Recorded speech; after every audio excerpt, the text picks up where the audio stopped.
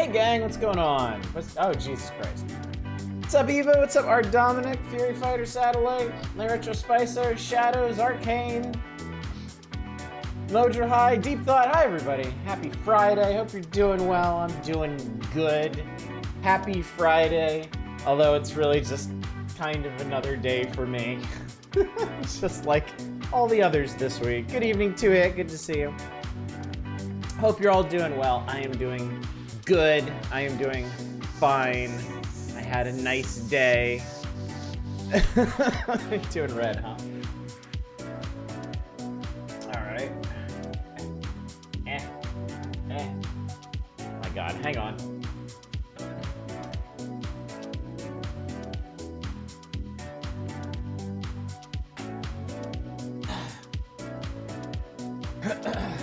There we go.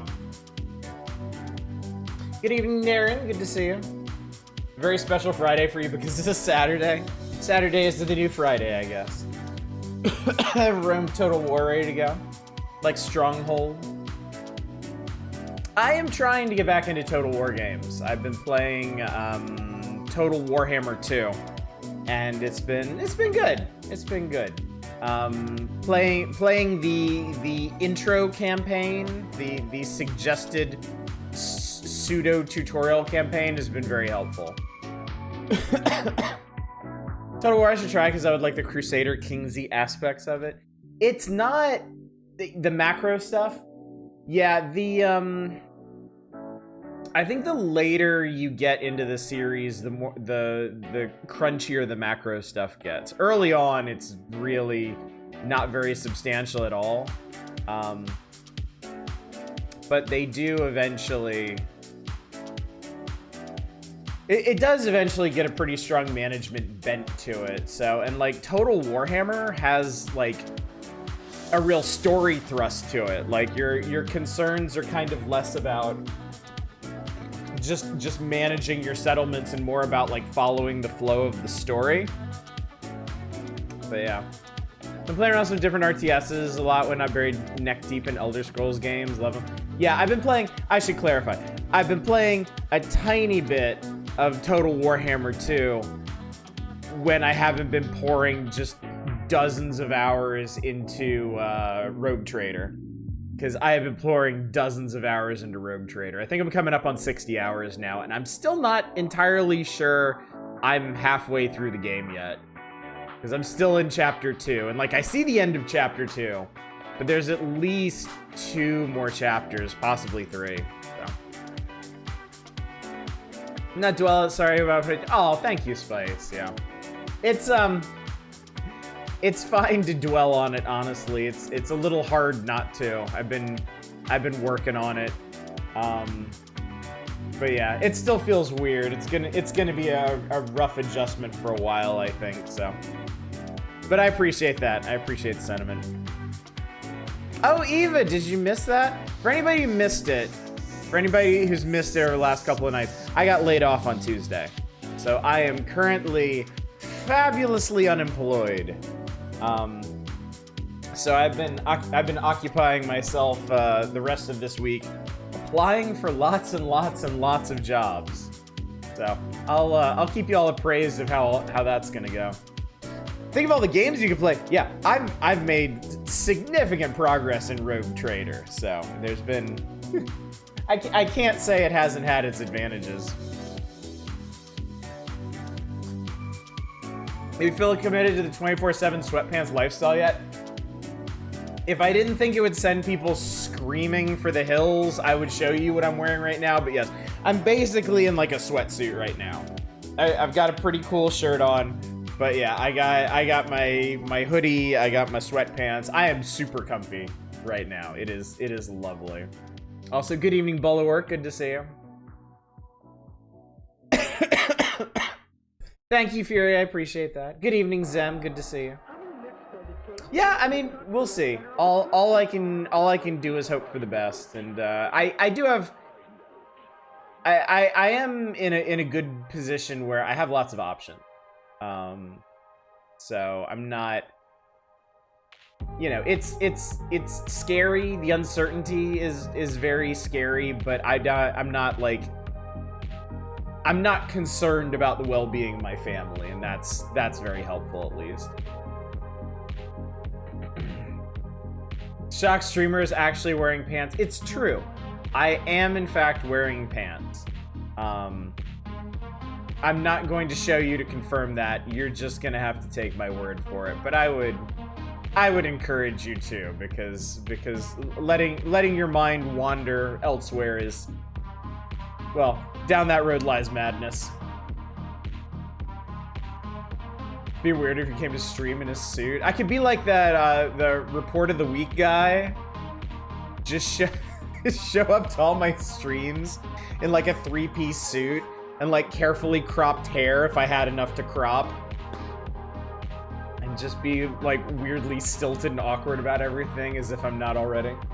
Good evening, Balloon Eyes. Good to see you. I'd love to be fired. Unfortunately, I'm self-employed. Good evening, Helvy. Good to see you. All about the comfy house pants, the one I'm wearing currently. I bought specifically because they were hideous. Yeah, mine are just black. I just have boring black sweatpants on, but they are so comfy. They are so nice. Good evening, Chaos. Good to see you. Oh, I was just wearing bright pink sweatpants. Say juicy crusty.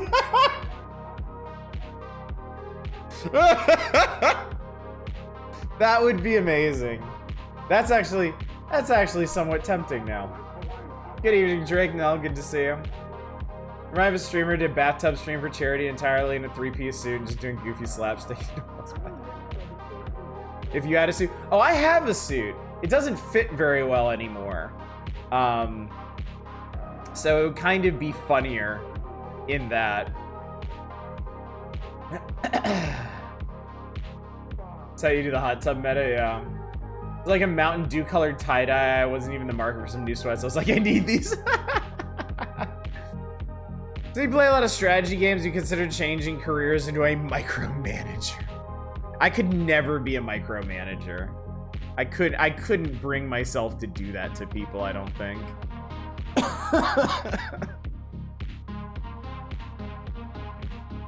Go get retailered. I mean, if I ever need it again, sure. Like all the stuff I've been applying for has been remote. So really I just for the interview, I just need the top half.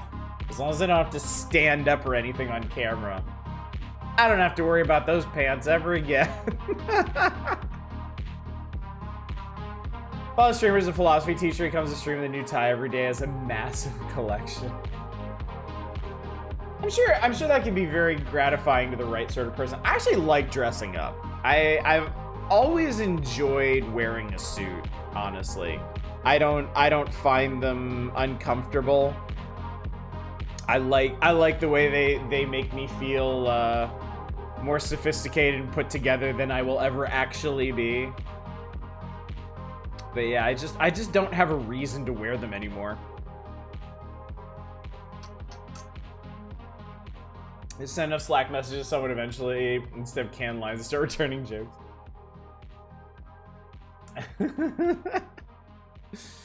Where's juicy sweatpants where it does stuff? That'd be so funny. As was your ideal work from home office balance? Fully remote. Fully remote. Offices are distracting to me. I find it hard to focus when there's other people milling about and doing their own things, so. I mean, everything I can very easily do from home and do better, so. And most importantly, I can do it at my own pace, you know?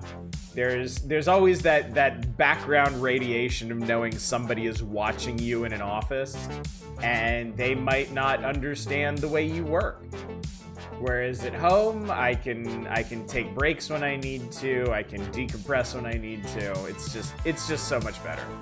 There's no argument for working from the office anymore. Like, it's been, everybody knows it, everybody's aware of it, but companies are so desperate to cling to the little bit of power that they do have that a lot of them still demand people come into the office. Real-time managing from home, so I don't get that luxury. I had an actual fancy dress suit that I foolishly purchased for a single event and then never wore again. Did like how I look at it. I mean, that sounds like a laundry day thing. Like, whenever you gotta do laundry, just suit up.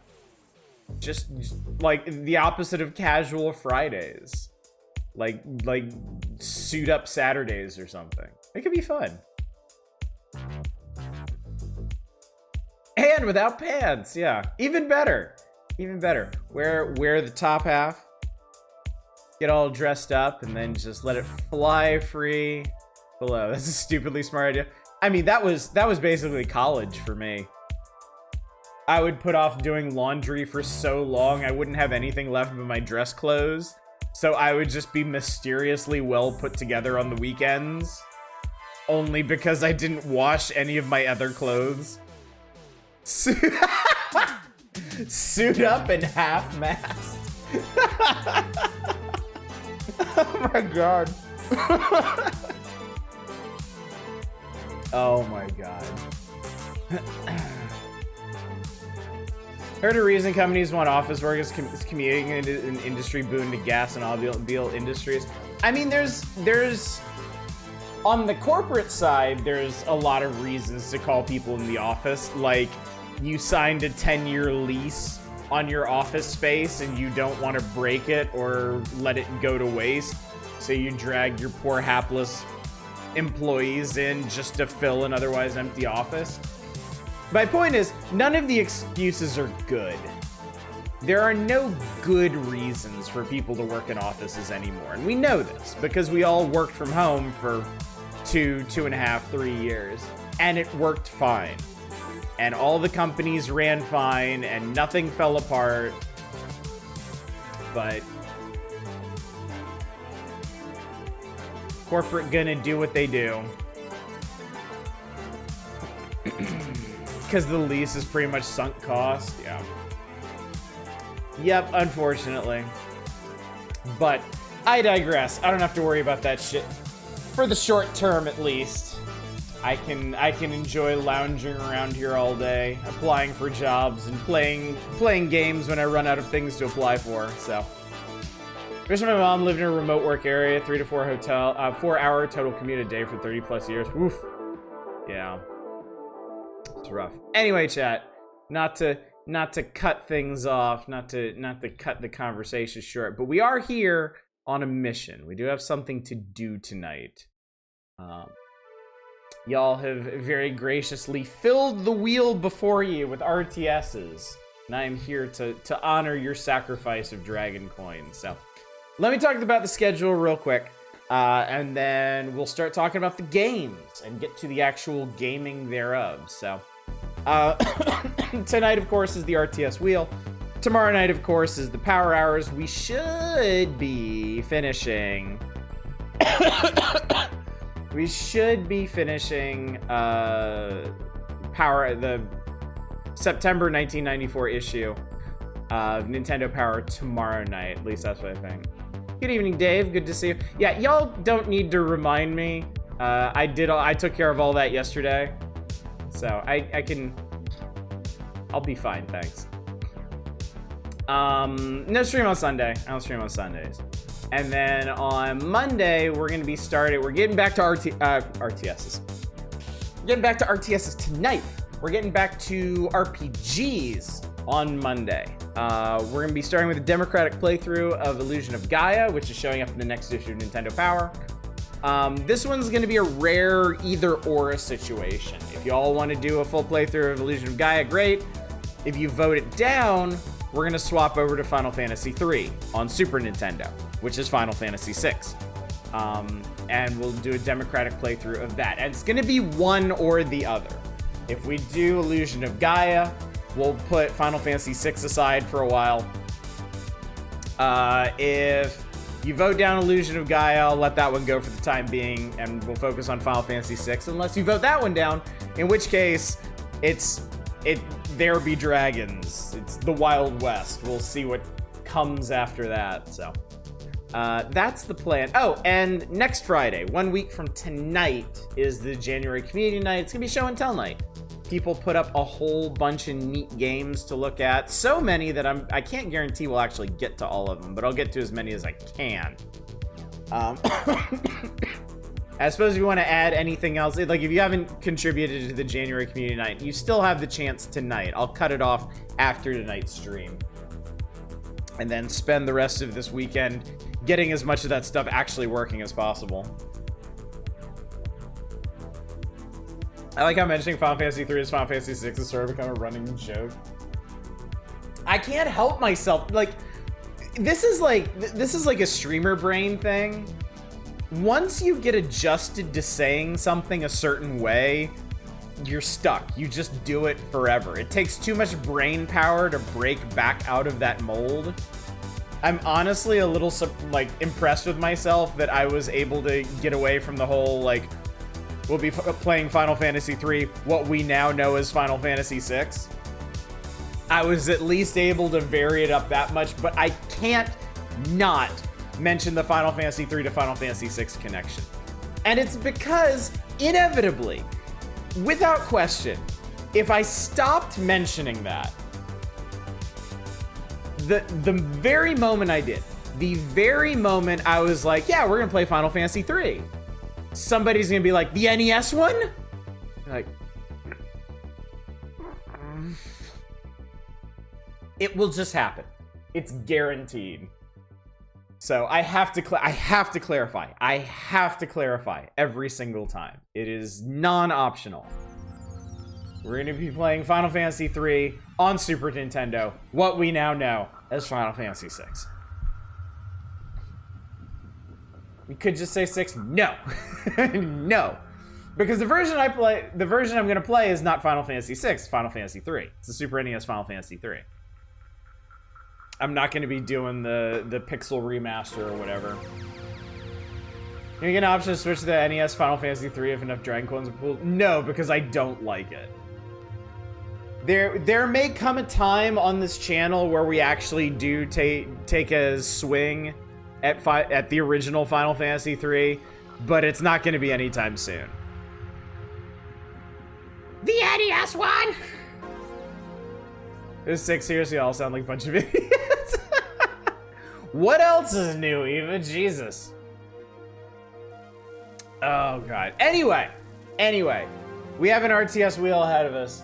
We need to talk about this. Let's talk about the games real quick. Let's take a little peek-see at them so you can see what's at stake here. I'm going to move this off for a minute while I go through the list so you can see more clearly. But I'll show you the options, and then, unlike other wheel nights, I'm gonna do the 3 spins up front. We're only doing 3 of these games tonight. We'll select them all up front so that I can buy and download whichever ones we're actually doing tonight, whichever ones we need. Excuse me. And then we'll get into it. This is, as a reminder, this is a traditional wheel night where we got a whole bunch of games on the wheel. We're going to spin it thrice. We're going to play those 3 games, and then we're going to decide collectively at the end which of those 3 games was the most entertaining game of the evening. Whoever picked the most entertaining game of the evening gets to be a channel VIP. If they aren't, or if they are, they will win a fabulous secret prize. So anyway, let's start talking about them. The first one up, which I can't spell, is Dungeons 2. So, there's an entire series of Dungeons games, very, very, very clearly inspired by the old Dungeon Keeper games, of which there are only 2. And I've never played any of them. I actually own this one. I mean, you can see it down here at the bottom. I actually already own Dungeons 2, so that's an easy one. And this would be an excellent excuse to get into them. But they seem to be, I mean, the reviews for this one are mostly positive. It seems to be a decently received series. I think I own this game too for some reason. It might have been a bundle or something. Dungeons 2 knows Final Dungeon C6 in Japan. There might have been a giveaway for it, yeah. So, I mean, we streamed large swaths of Dungeon Keeper 1 and 2, and that was a great time back then. So I would be down for more of that, even if it is an imperfect facsimile. So this one, Battlezone 98 Redux. This is a really interesting game. This did in fact come out back in 98, I guess. So this was an RTS played from first-person view, like ground level, and it's about an alt history where the United States and the Soviet Union went to war over the moon on the moon. So you have a bunch of hover tanks and you build bases for them, and it's really cool. It's hard. It's a very hard game. I had the demo when I was a kid. I don't remember if I ever got the full game. But I loved playing the demo. I played the shit out of the demo. And back in 2016, they did this full remaster of it. And I never did pick it up, so this would be a perfect excuse to. It's pretty cool. Yeah, it is pretty cool. Reminded Joe Bob Briggs' rant on the Numbering the Demons horror franchise. Makes me think I need to try more alternate history. Alternate history is just, it's fun. It's cool. And yeah, this one does have a pretty crazy plot. Because, like, that's just where it starts. It fucking goes places after that. Alright. I'm gonna be straight with you. I've never really given Door Kickers a second look because, frankly, I think it has a really dumb name. But just based off the screenshots and the capsule description, it looks like a neat game. Real-time strategy game puts you in charge of a SWAT team and lets you command them during tactical interventions. Like, this looks like it could be pretty neat. I am curious what the breakdown between like tactical and arcadey is here. Dork Ickers, yeah. Play Battlezone 90 on my N64 was super impressive. Good multiplayer too. I forgot it was on the N64. They always seem to revolve around Nazis or Confederacy. Well, I mean, there's putting aside the gross ass people that still hold them up as paragons of whatever the fuck. They were some of the greatest villains of history. So makes for some pretty compelling storytelling when you dredge them back up.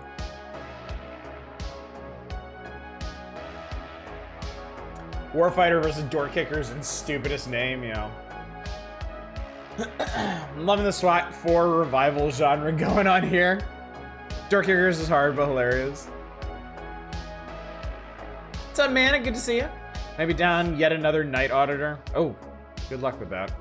Yeah, I've always heard SWAT 4 was a really, really good game. I've never played it, never been interested. I'm not real interested in like military or police sims in general. I'm not a big fan of like particularly grounded games, if that makes sense. Tooth and Tail. Lead the revolution with an army of flame-throwing boars, mustard gas-lobbing skunks, and paratrooper puking or owls.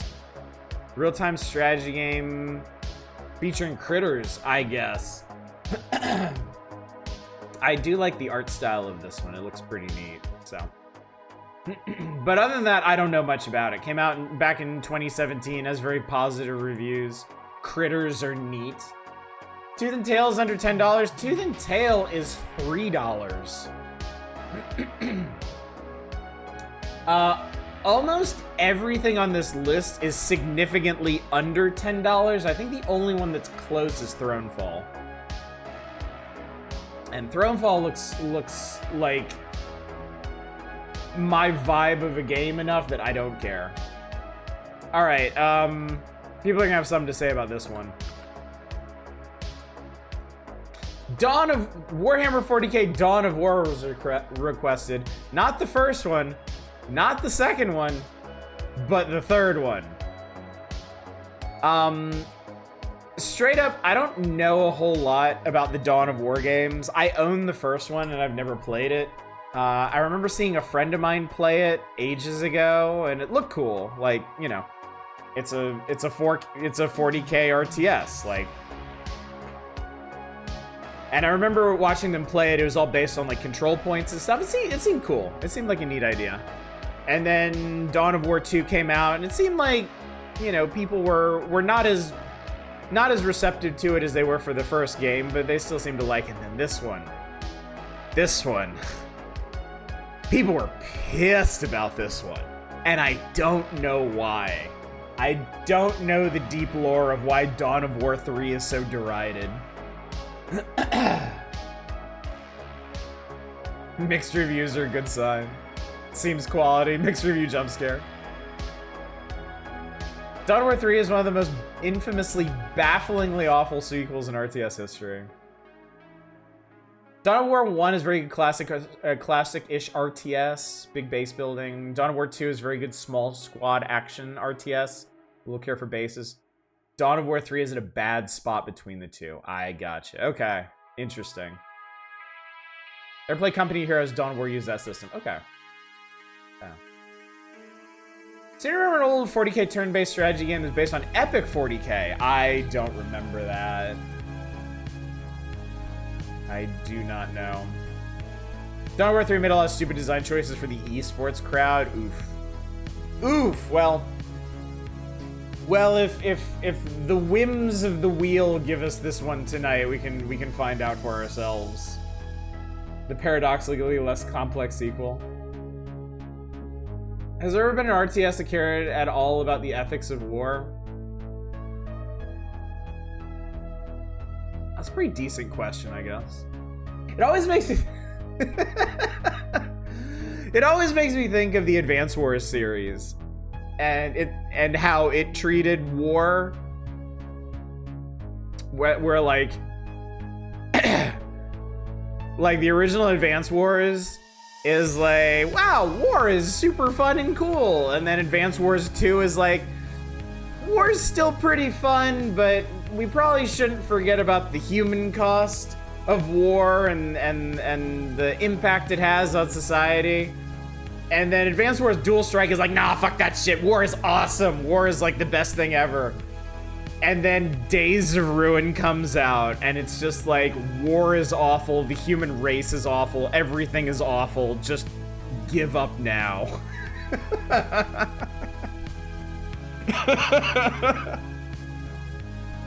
Cannon fodder, very sardonic sort of way. Song some kind of cover of Where Is My Mind by the Pixies, or am I losing it? Probably heavily inspired by it. No, actually, you are spot on. This is literally a cover. It is the retro wave synthwave cover of it. So good call on that, Helveet.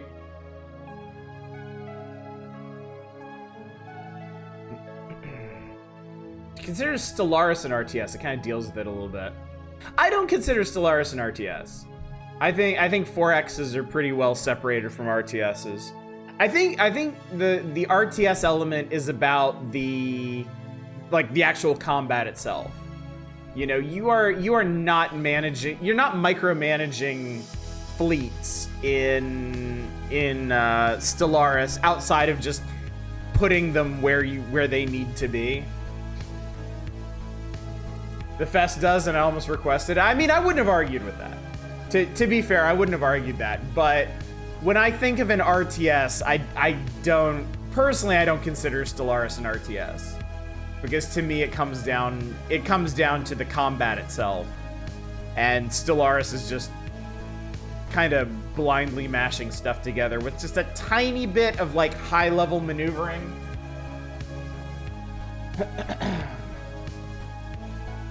Tooth and Tail seems to look at war as done on Easter Island. Losers get it. Oof. All right, anyway, what else we got on this list? Oh, this next one. I just love this name.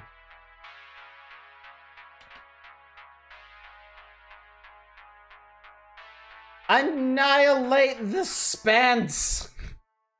RTS base builder with constant production and minimal micromanagement. Direct fleets of autonomous ships in huge battles. Features a single-player story campaign with 3 distinct playable factions and yada yada yada.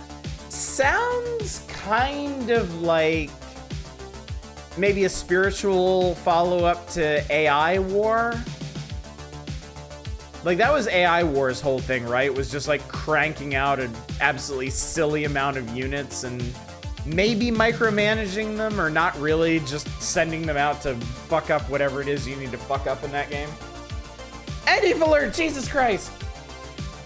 Dad taught me many life lessons, including to never pee in the wind, but I could never really remember why, so I decided to try it out. It's all coming back to me now. Oh my god. One's made as part of an evangelical Christian polemic. The old Left Behind RTS is like halfway to a game in the genre that could be really good about the ethics of war. I remember seeing that on store shelves when I was a kid. Funny you should mention that. Alright. This next one is like so much my jam that I might end up buying it and playing it anyway, even if the wheel doesn't select it. There's a Left Behind RTS. I think there might have actually been more than one. I think they might have made sequels. It was like squad based, I think.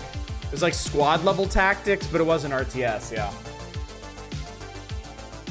Minimalist game about building and defending your little kingdom. I mean, you had me at Little Kingdom, really. So I'm personally pulling for this one because I kind of want to pick it up anyway.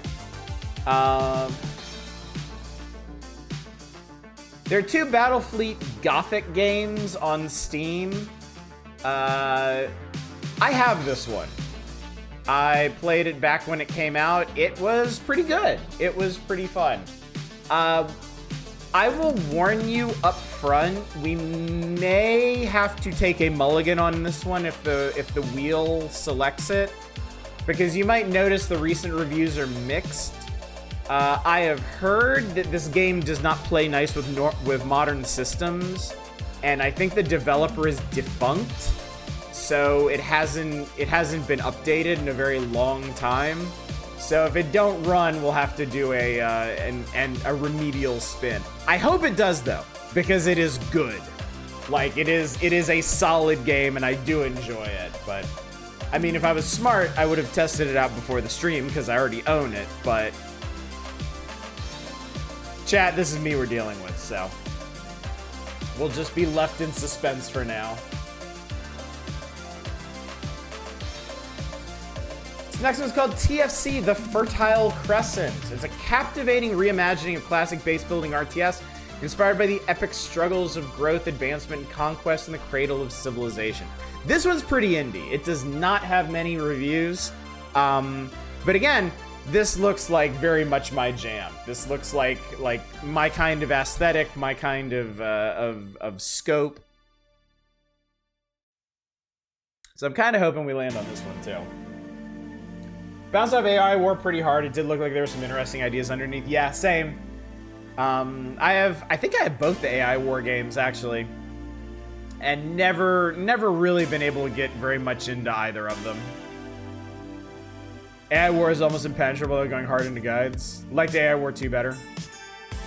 Looks like low-tech stronghold. Kinda, yeah. Kinda. Giving vibes of Caesar 3 or Pharaoh. Aesthetically, yeah, but definitely not. It looks like it plays more like Age of Empires, but with that aesthetic, and I'm there for that. We got one up here called Lost Technology. Simulation game in which over 100 characters comprising a total of 12 different factions battle to conquer each other's territories. Faction chosen in the beginning will determine the conversation and events that occur throughout the game between the player and the other factions. I don't know what to think of this one. It looks very interesting. Anime. I mean, it's definitely anime. It's clearly anime. But that is to me only a benefit. So it further intrigues me. So, but it also looks like a real indie like Japanese hobbyist game, which means it could be like crazy inscrutable. But I don't know. It's $2.50, so I am more than willing to take a chance on this one. Trailer music is kick-ass. That's what convinced me. Published by Playism. Yep. So we'll see.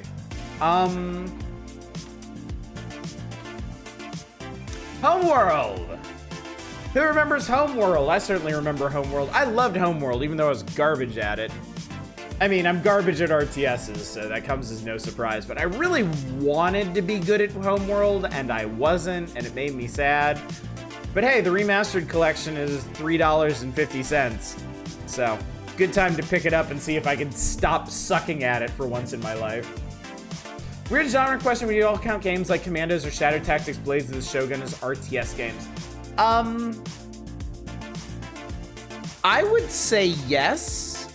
I like squad-based tactics games. I would consider RTSs as long as, you know, they're actually RTS.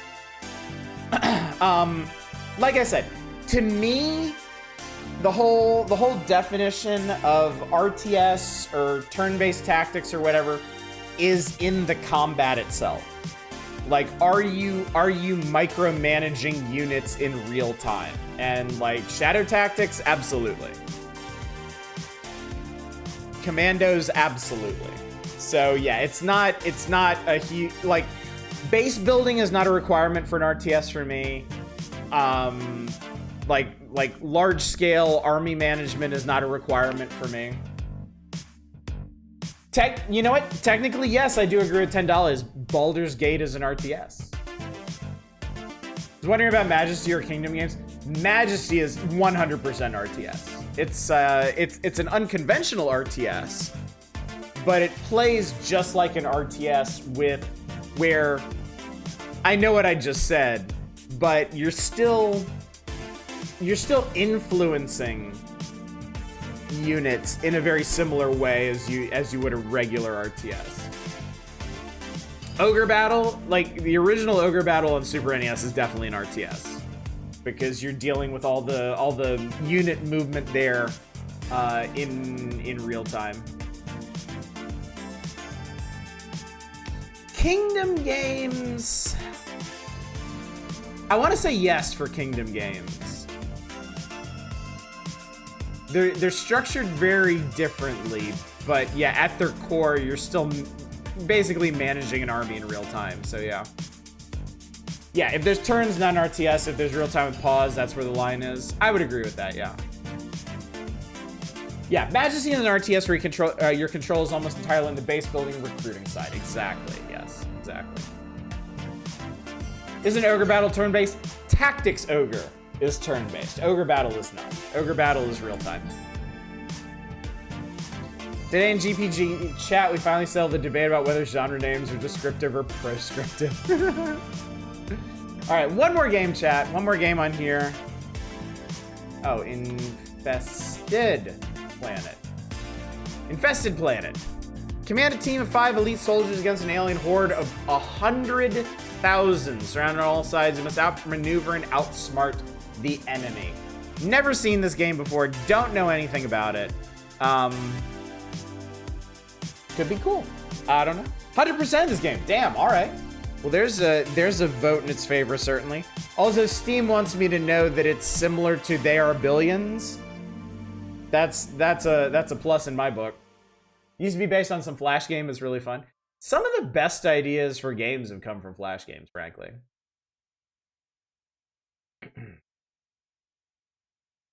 All right. Anyway, chat, let's do this. I think we actually ran out of we ran out of music too, so it's time. So like I said, we're only playing 3 of these tonight. We're gonna, god damn it. My stupid wheel got too stupid big. So anyway, you're just gonna have to deal with it now. We're gonna spin this thing 3 times. We're gonna spin this thing 3 times. We're gonna go ahead and get those games going. We're gonna play all 3, and then we're gonna decide on the most entertaining of the evening. If your game doesn't get picked, I apologize, but such is the fate of the wheel. That is simply how it goes. So anyway, first game up for tonight is gonna be, it's silent, and I don't know why. All right, TFC, the Fertile Crescent, it shall be. All right, so Fertile Crescent, pop that off of here. Second game up. Second game is going to be Spance! We're gonna annihilate the Spance, chat! I can't wait. Spance. All right, and the third and final game of the evening shall be Dungeons 2. We can Spance if we want to. Let's Spance. All right. I thought you were proud of wearing Spance. All right. If your game wasn't picked, I do apologize, but such is the fate of the wheel. If we have time at the end after we select a winner, I may grab one of these other ones I was talking about, like Thronefall, and play it for a bit. Let's see how tonight goes. So anyway, all right, you get to. Tell you what, let's throw you over here. You can search for some hidden objects here while I grab the games we need. Actually, I think I just need TFC. I think that's the only game I'm missing. Because Spance is a demo, and I already own Dungeons 2. So let me grab this real quick. There's other ones I mentioned being interested, like Thronefall, or maybe Thronefall. All right, just a moment. Just a moment. Setting this up, making things happen. Things are happening. Why was the whole wheel not Crush, Kill, and Destroy? Is Crush, Kill, and Destroy even on Steam? Is it even there? Does it even exist? Is it even real? You're the one garment uncorrupted by capitalism. Spance! Shot made me realize my living room is a hog.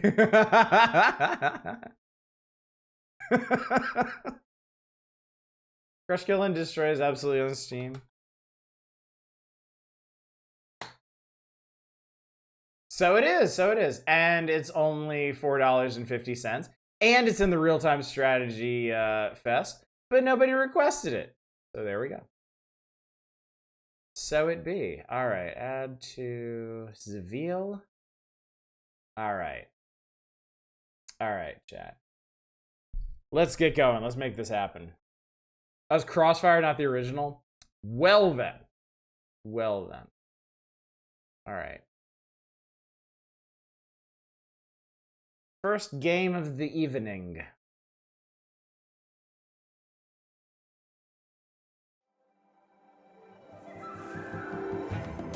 Look at this guy, he's so excited. After 27 months in early access with the support and dedication of our community, the full version of TFC, the Fertile Crescent, is finally released. Excellent. Wonderful. All right, now remember, chat, we're playing 3 games tonight.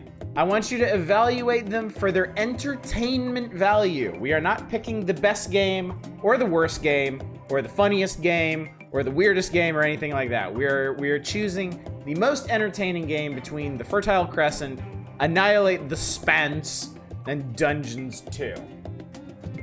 So buttress your feelings, get ready, and let's get into some campaign here. Embark on a journey from humble beginnings, the clash of mighty Bronze Age civilizations. The dawn of civilization. Okay, so it looks like we got the dawn of civilization, the dawn of assholes, teaming up against the assholes, arming against assholes, and so on and so forth.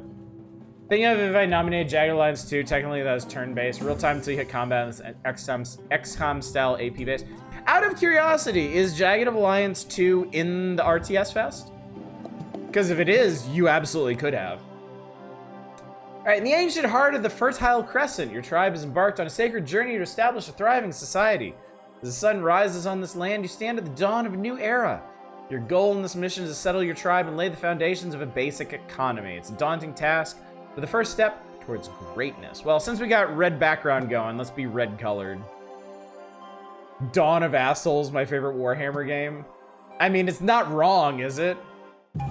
Everyone in Warhammer 40k is giant gaping assholes. My tribe embarks on a sacred journey to build a thriving settlement. As the sun ascends over this land, I find myself standing at the dawn of a new era. The mission before me is clear: settle my tribe, and establish the rudiments of a basic economy. It's a formidable undertaking, but it signifies the initial stride towards greatness. A mysterious priestess approaches me. I swear to God, I'm not trying to be mean, but didn't he sound a little bit like Neil Breen? I'm just saying. I'm just saying. Ninsun the Illuminator, are you the freshly anointed chieftain? Yes, sure. That's exactly what I was thinking. I've caught the whispers of the gods, and I am present to enact their divine decree. I was thinking Lorenzo music is Garfield. I shall guide you on a sacred quest to forge a flourishing settlement. First, you must grasp the fundamental principles. Top right of your screen, you will find me. It's me, chat. I'm at the top right of the screen. Okay. Use arrows and move the camera. Okay, I can do it. It's fine. This is a nice, big, chunky UI. I like it. How can we turn you off? Never. The tribe unit is the lady holding hands with her child. Hover your mouse cursor over and left click to select her. Huh? While the tribe unit is selected, right click on another location to move her. You can also right click on the map. Okay. Move. Move. Move. Make sure only your tribe unit is selected and look for the commands you can give her at the bottom of the screen. Find and select the village center. Place in a location with no obstructions. Okay. Village center. Are we seriously? Should we build it on a swamp? I feel like we probably shouldn't build it on a swamp. Let's build it over here. Goal Oddish, the apex of civilization, the thing all human industry has been building towards. Speaks in the universal language Banjo-Kazooie. Find and select your villager. While the villager is selected, move the mouse cursor, right click to complete it. Build this fucking thing. Build on a swamp at work for Florida. I really like these sprites. They're very cute. Alright, alright, train up, and he's making berries. Oh, does the village center just make? Okay, it just makes villagers. You don't have to queue them up or anything. Select 2 villagers. I've done it. Okay, you can pause villager training. Here, do this. Food is required to feed your people and train military units. Thanks! Huh, noises remind you of the settlers. Man, I love the settlers. Alright, we need to forage up all the food.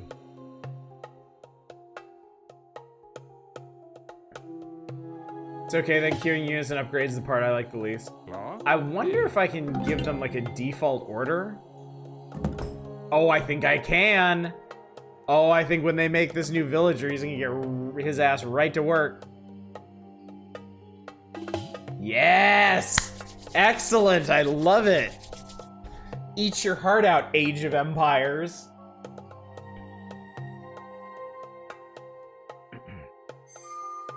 All units consume food, so keep foraging and farming to feed your people. Okay, now is this guy gonna find some food to forage? Yes, he is! That's awesome! He'll waypoint here, and then he'll go find somewhere else to forage. That's so cool. Yeah, no problem. In fact, I'll jump down here. You probably don't need to see the icons. People starve for too long, they'll go revolt against your leadership, leading to game over. You need bricks to construct most buildings. Construct a clay pit. You can assign villagers to dig clay and deliver bricks to your village center. Clay pit has to be placed and construct on marshland. Assign multiple villagers. Got it. Okay. Alright. Buildings list. Buildings list. Oh, select a villager. You, come here. Alright. Attack, move, stop, action, gather, hold ground, aggressive, civilian buildings, dwelling, resource, clay pit.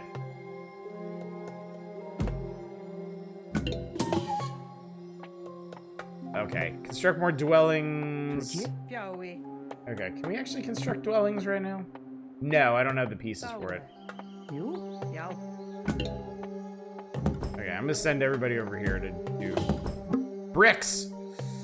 Tell the devs are classic RTS fanatics. Yeah.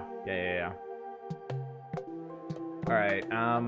We got a couple people doing that. Okay, we're stuck with a lack of housing now. So we need to move some people off of food, some people onto wood. Unlock a technology.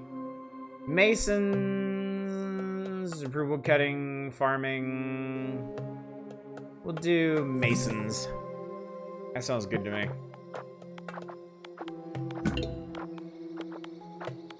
Alright. How's this going? Oh, it's did. They're doing it. I think I need to split one of these people off to cut wood. Alright, cool. And then I'm pretty sure they're gonna have me build a house.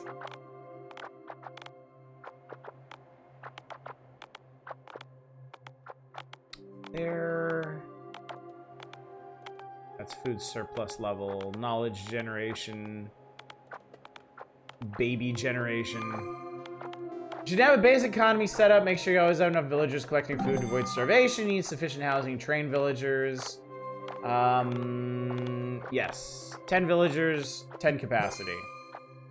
Construct a dwelling. You.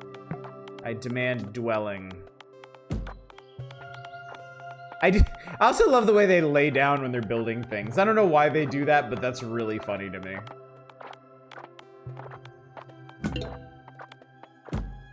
Alright, we'll set y'all... Okay, we need a resource camp.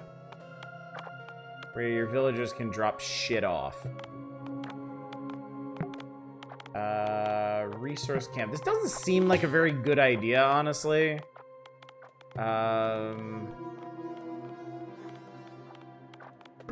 I guess let's build one... Let's build it over here. And then once people start...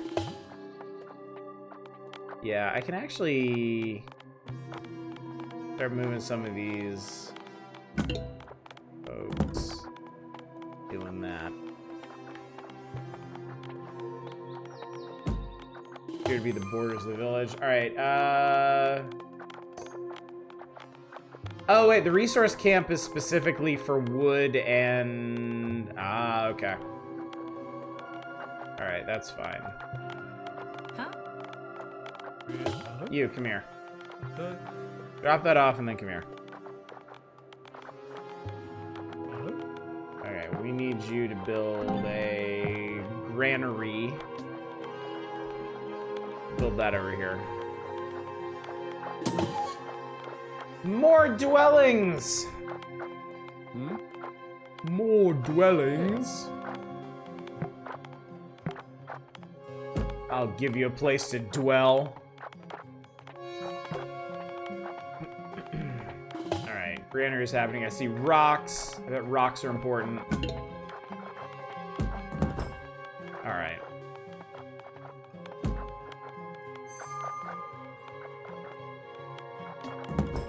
Send more people to gather food. Alright, now we need farms. Place a farm, a soil indicator will appear as a small circle. Okay. Alright. Farm. Oh, okay.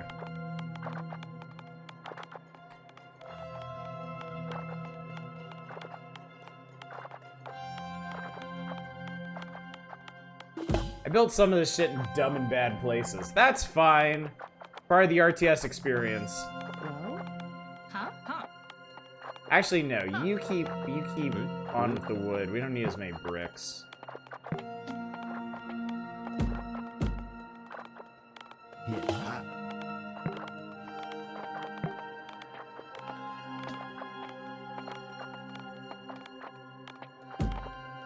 There we go. Alright.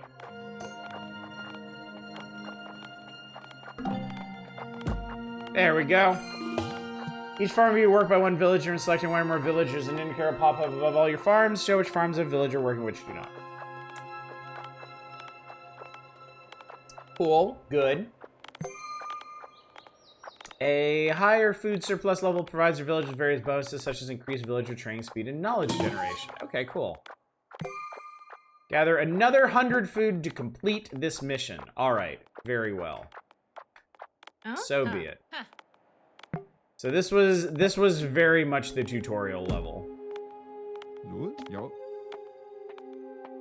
Oh, they hoovered up all the bricks as it happens. All right, well, make us more farms then.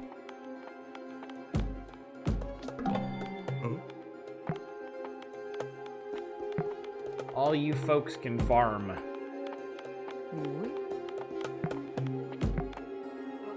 Great! Oh, I did it! Our settlement is thriving. I can see a lot of potential in you. I am victorious! I am so good at video games, chat. RTS master. Oh shit! There's ostriches up here. Happy someone can see the potential in Oddish. So you can actually explore the full map once you do that. There's ostriches. Cool, they're worth 25 meats. What else we got? We got mouflons. I don't actually know what mouflons are. Fish. Antelope. They've given me a home where the antelope roam. Actually, it's buffaloes. It's where the buffalo roam. Whatever. Alright. Cool! We have achieved the dawn of civilization.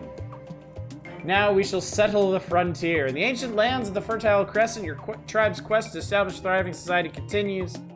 You will settle a new frontier where fresh challenges and opportunities await. There is beginner, familiar, skilled, and master. Yes, the antelope play. My mistake. I had to look it up. Mouflons are a wild sheep native to that region. Interesting. Okay. Let's try familiar. Let's see if we can beat a mission on familiar. Our pursuit to create a flourishing settlement continues. The time is ready for the establishment of a new frontier where uncharted challenges and untapped opportunities lie in wait. Once more, the enigmatic priestess graces me with her presence, offering her mysterious guidance. I can only hear Neil Breen now. No more books. No more books.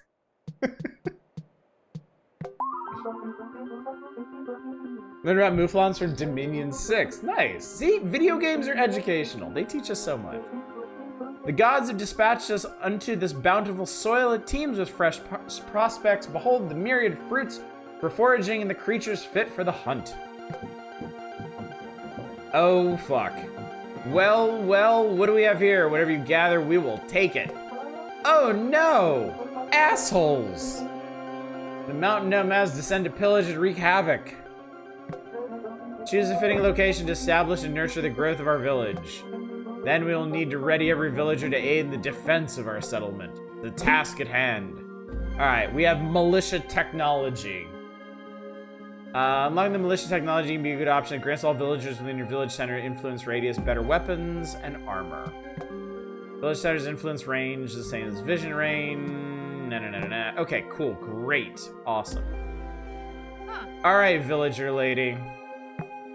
We need a village center. I'm gonna build it here. I have so decided. Who the hell are you? Huh? We have a scout. Neat. Oh?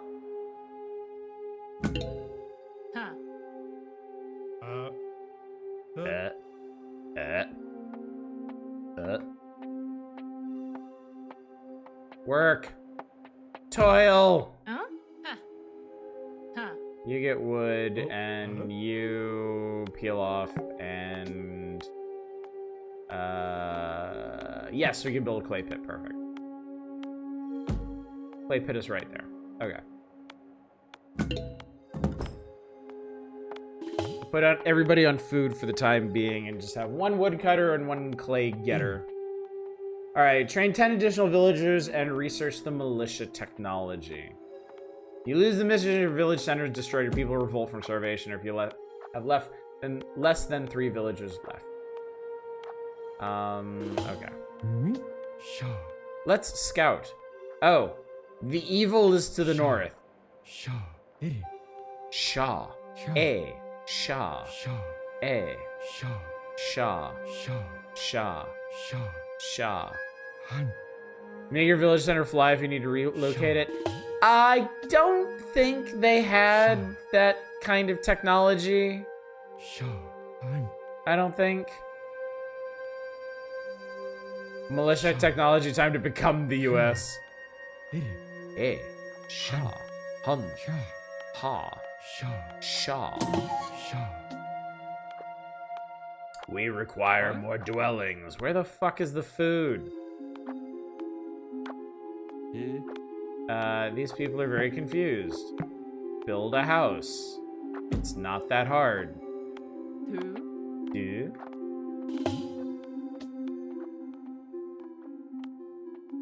There. Wash. Learn.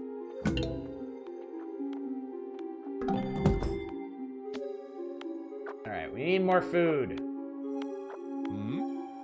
I'm gonna go ahead and build another dwelling while we're at it.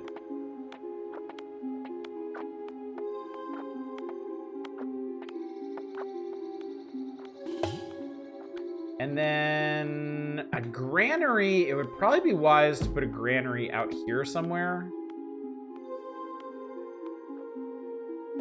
Let's do that. Because I'm gonna build a bunch of farms around there on the wetlands.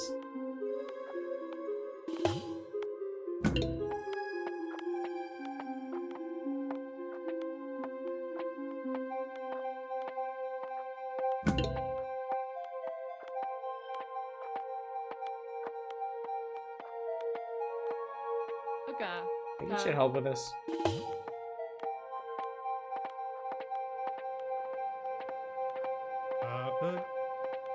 Go ahead and get this guy to slap down a farm.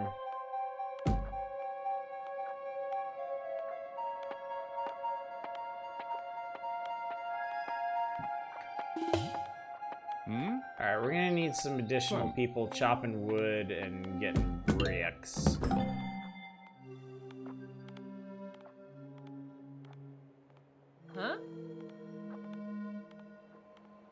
Actually, we really need people chopping wood. Ah! The eyes catch sight of a tribe ripe for plundering. Strike! No, don't! Ready every villager to aid in the defense of our settlement. The attack move command you in order your units to move to location, attack any nearby enemies while moving. Okay, great. Alright, everybody. Everybody get the fuck back over here. People, we're busy right now. Things are about to happen. Here, turn in your whatevers. Okay, no. I'm under attack, Jesus Christ! Oh, my scout! My scout has been murdered. My scout has been undone. Kill them! Kill them, my faithful peoples. Oh god, we suck. We're terrible. Oh, we're so bad at this.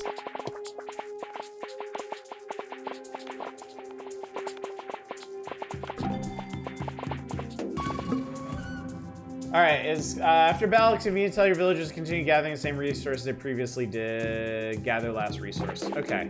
Well, that's handy at least. Cool, okay. Except, actually, I didn't want you to do that. I want some of y'all to build, like, a farm. There.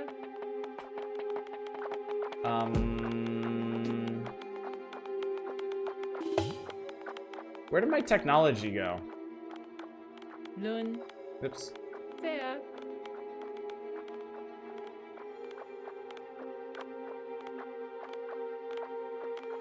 Where is there... Oh, there's the technology tree. Militia. Okay, God. Giant fucking button here. And I'm just too stupid to recognize it.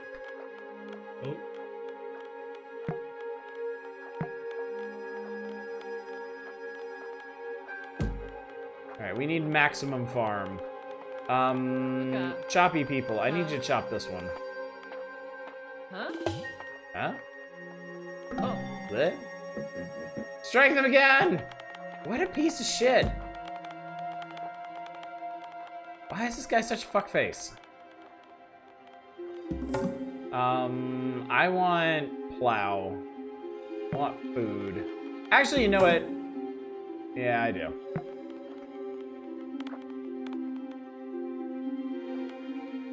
We have a couple zoom levels to work with, too. Alright, everybody gather. Prepare for war.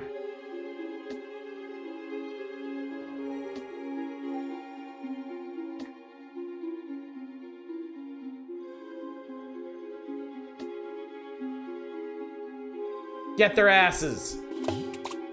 Yeah, yes. Now we're talking. Fucking arrows, man.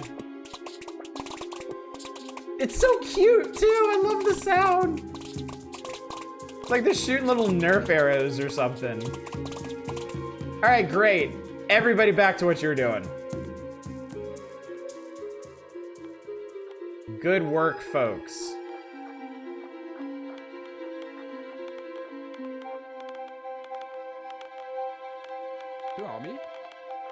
Alright, I need this guy doing...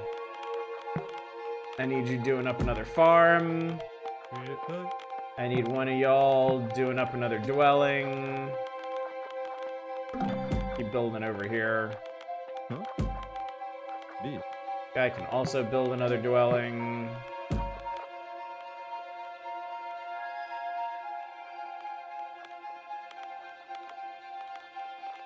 Okay, it seems like we only need to survive one more attack.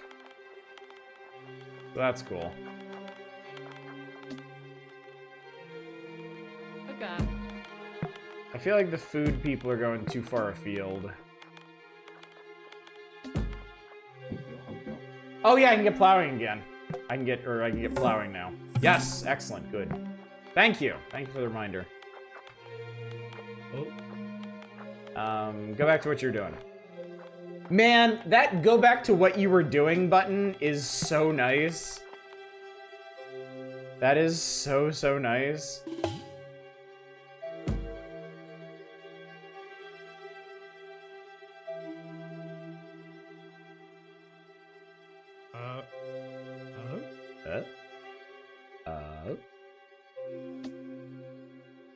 All right. Brace for war.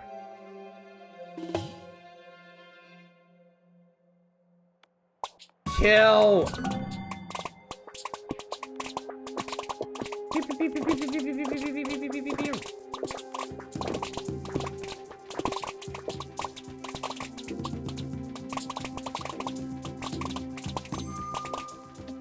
Sounds so cute, I love it. Our hardy villagers prove themselves against the barbarians. They will put up a fight if they need to. You have survived this day, but mark my words, we shall return with greater numbers. Victory! I am victorious. I think we lost one person. One person died. What was going on the map? They have more ostriches and antelopes and stuff. I don't think there was anything else particularly notable on this.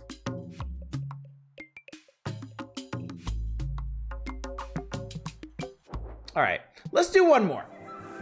Let's do one more. The Rise of the Warriors.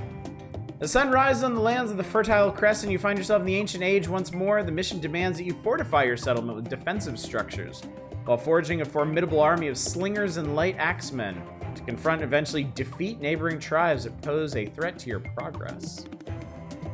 You strike first and strike hard. We have triumphed over the mountain nomads. Yet a new challenge arises.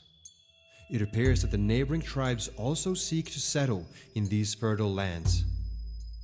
Therefore, this next settlement should be fortified with defensive structures, and the task at hand demands the creation of a potent army composed of slingers and light axemen. Then, we will be able to confront and overcome the neighboring tribes. And by overcome, we mean genocide. Your triumph has stirred the envy and ire of neighboring kin. Behold, the favor of the gods rests upon you. Build your settlement stoutly and forge a mighty army to withstand their assaults, eventually triumphing over them. You are not welcome on this land. Leave or we will make you leave. Barracks allows you to train military units to excel in close combat. Archery range allows you to train military units at range attacks. You need to feed your warriors. Warriors consume more food than villagers. Greedy assholes. Wall in your base by constructing walls. Gate connects walls. Can be open and closed. Use place on watchtower, protect from melee attacks. Gain armor against range. Okay. Find new technology to upgrade your military units. Sweet. Okay. Exciting times. Okay, well, it looks like we have some natural protection here, so I'm gonna build the village center. Like, I'm just gonna tuck it back up in here.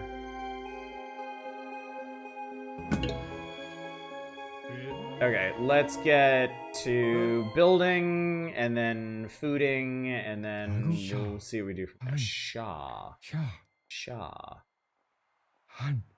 Alright, so we need to destroy the enemy village centers. Or if their enemy tribes revolt due to starvation. Interesting. Okay.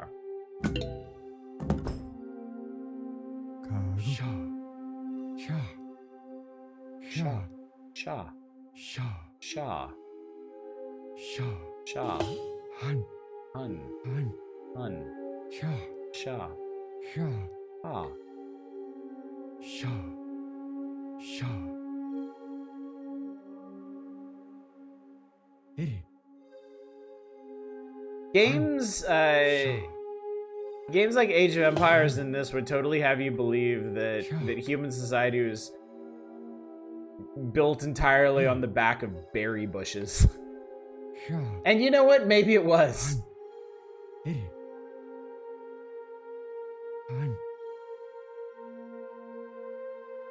Alright,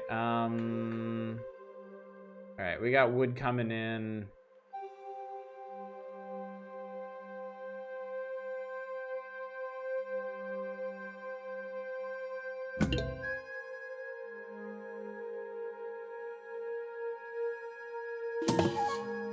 Okay, we need more dwellings, so let's get to dwelling.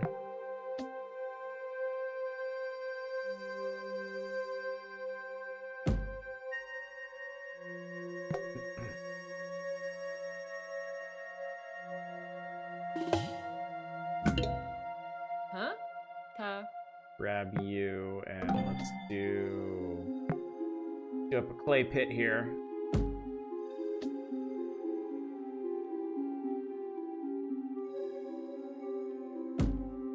I do like berries. My lunch today was just yogurt-covered dehydrated strawberries. And I mean, that sounds perfectly nice. Okay, it looks like we're gonna have to convert over to farms. Toot sweet.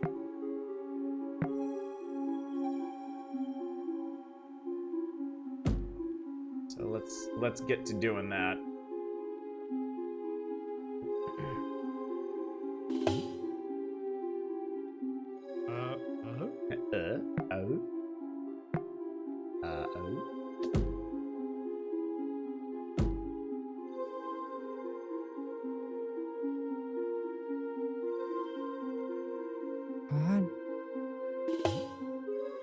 Let's go ahead and just get this guy scouting. And peanut butter filled pretzels, dude. I love peanut butter filled pretzels. I am so terribly envious of you and your pretzels.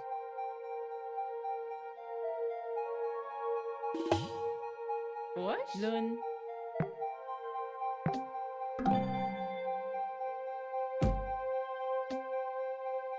Okay. The people are confused. They yearn for direction.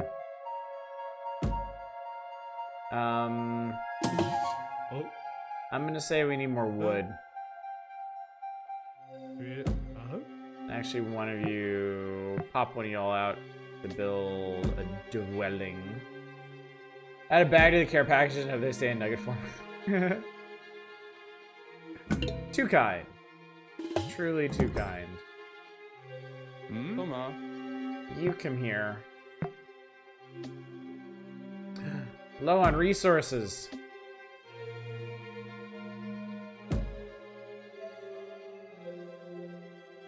Alright,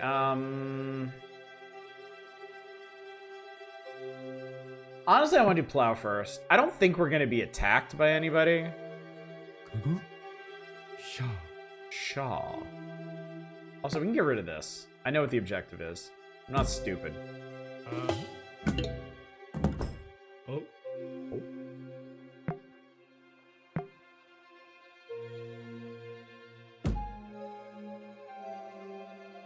Never heard that. Sounds delicious. Like soft pretzel. They'd be crunchy. Yeah, it's crunchy pretzels with peanut butter crammed inside of them. Good stuff. It's really good stuff. All right. Plow me. You heard me, chat. I said what I said, and I mean what I said. All right. Barracks is... Oh, barracks is mostly clay. Okay.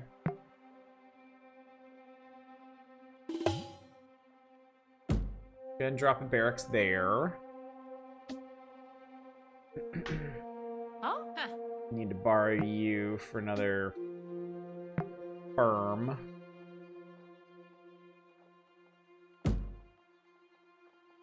Kings of Wine have just made soft pretzel bites and they're fantastic. Oh, I bet they are. Oh, I bet they are. Well.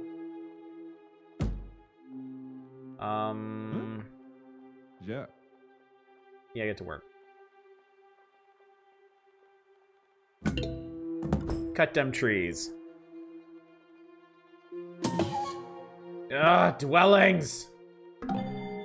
God Christ, fucking dwellings. Why must we dwell? What?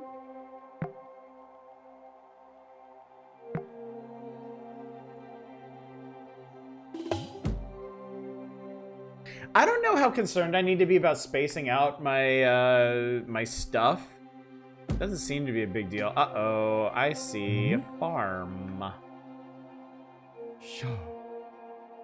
Are you gonna get murdered? Is he gonna get murdered? It's fine, we're just scouting. We're just friendly neighborhood folks. We're just hanging out. You don't need to worry about anything. Everything is fine. Just visiting. Okay, cool, good, great. Magnificent, wonderful. Hey. Alright, people ain't know what to do. Get more clay. Get more farm. You know what, I'm just gonna try building one here and see if that's okay. Alright. The barracks.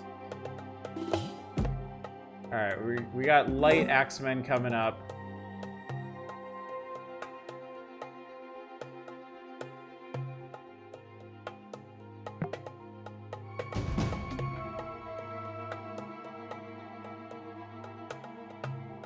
I'm gonna need another house first. huh? Oh, Okay, it does seem like people are just totally fine walking over, Actually, you know what? Let's do 2 houses. Let's just be fucking crazy.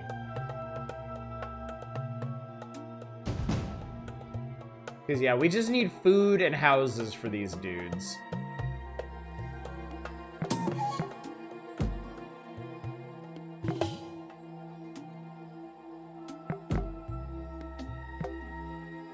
okay. Alright, houses are happening. Farm. Alright, I'm gonna have to start constructing some suboptimal farms here. Life is hard, but we'll find a way. Never got to do a LAN party? I did a couple LAN parties in my time. It was nice. It was fun. So all we gotta do is destroy the enemy village centers. And there's a Another one. Sure.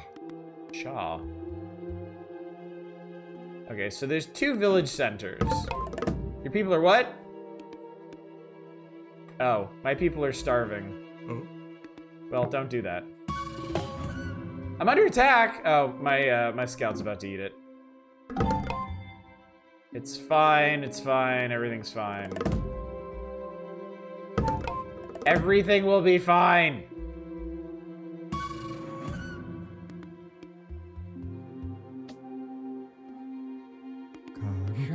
This dude's hucking rocks at us.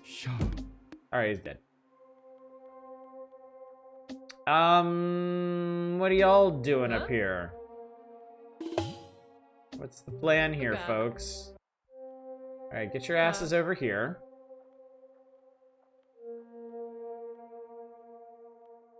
Alright, food. Okay, well, somebody do this.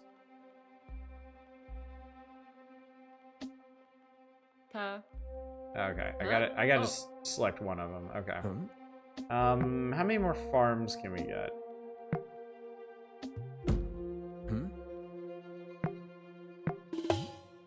There we go. Now they're clearing out the good space.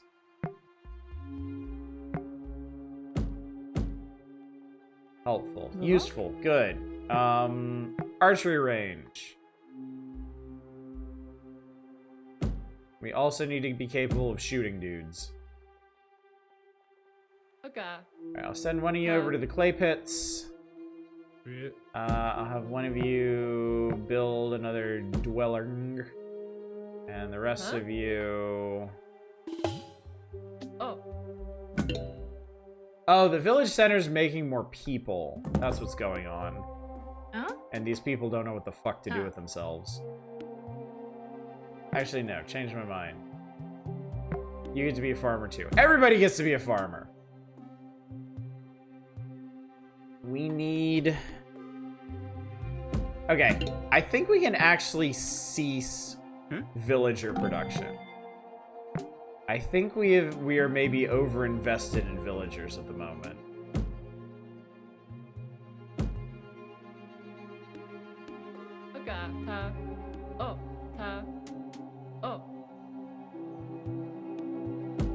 There we go. Those poor people got trapped.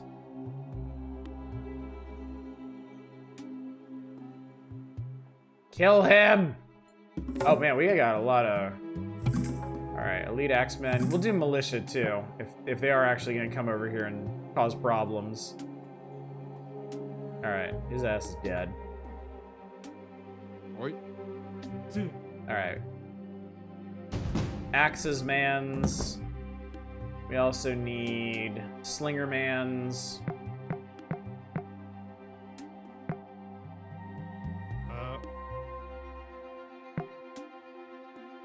Okay, these guys had nothing to do, so...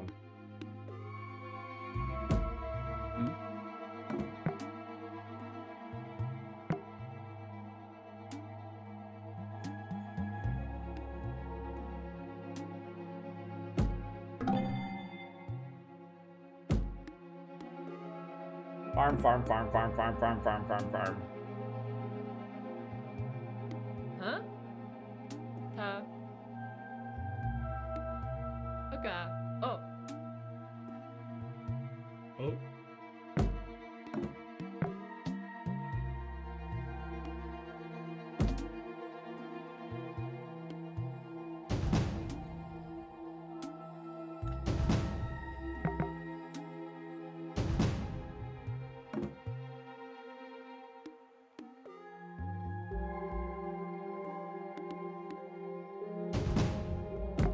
Cancel that guy.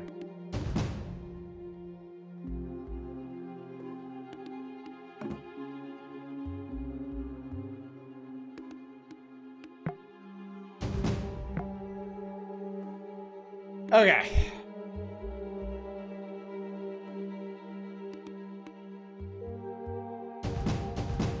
Dun-dun-dun, dun-dun-dun. Okay, I think we're in good shape in terms of war. We got 6 slingers. We got 7 axes mans. I'm assuming I can group these guys up. Yeah, get his ass. Get his ass! There we go. Alright, excellent, good. Alright, fighty time is here. We're going to destroy the blue people. Classic 4X food rush.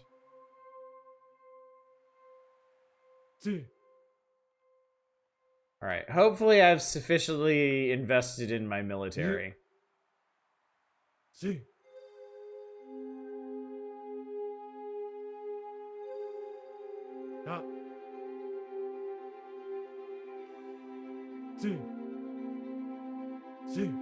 It's our culture, the Gargamels.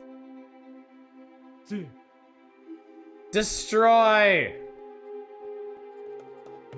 Wow, it's gonna take a while to break stuff in this. Kill the people! Murder them! Destroy our foes! Make us all really good at shit.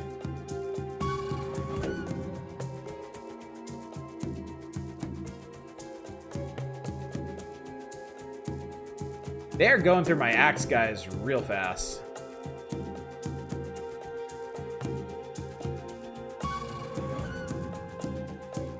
In fact, I think they pretty much went through all of our axe guys. Yeah, they did, in fact. And now they're going through our slinger guys. Because our slinger guys are not fighting their slinger guys. As they should be. Yes, I know I'm under attack. Thank you, video game. You're very smart. Shut up. Good. Okay. Well, that crew is dead. This is fine. This is fine. Everything is fine.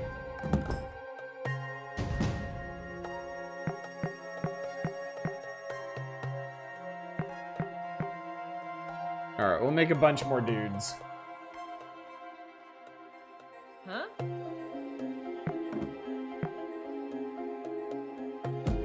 Extend our farming.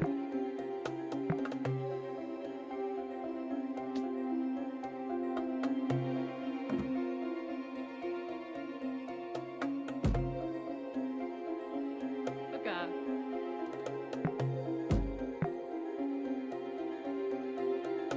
Huh? Huh? Huh? Huh? Huh? Huh? Huh? Huh? What? There is actually food to be Why? gathered over here. Come on.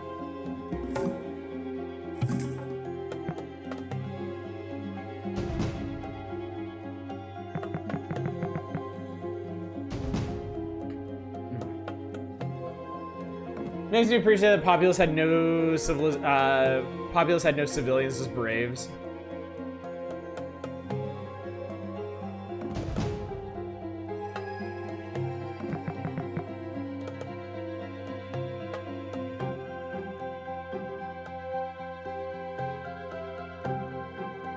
Yeah, the red bar is the technology point bar. Yeah, if your current food surplus level is determined by the amount of food you have in your stockpiles. So if you're making more food, like if you have a surplus of food, your people will research faster. Because I guess they're more secure. Huh? Hey you. Build us more dwellings. Because I can see we're gonna need them.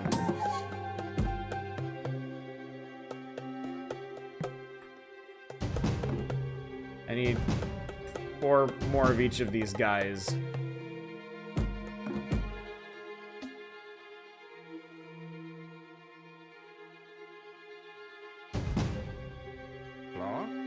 Blah? Blah?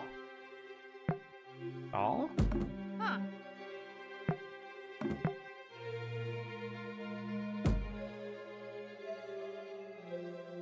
My farms are so suboptimal. Years of playing the Anno games makes me feel really bad about shit like this. I can't afford anything else. Build a commander unit, make this CNC Renegade. So used to food being unit capacity because of StarCraft. Okay. All right, 13 lucky 13 axe guys, 8 archers. All right, surely this will be the force to annihilate our opponents. This is what we need. True.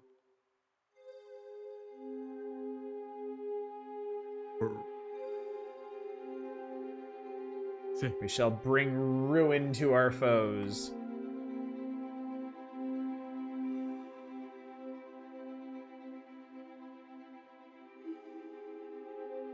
Yeah. Yeah. So yeah, we didn't destroy any of the buildings last time. It might be prudent to just kill all the people.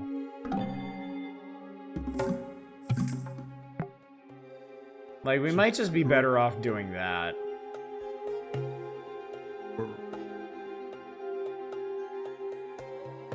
Yeah. Because buildings take a while to annihilate.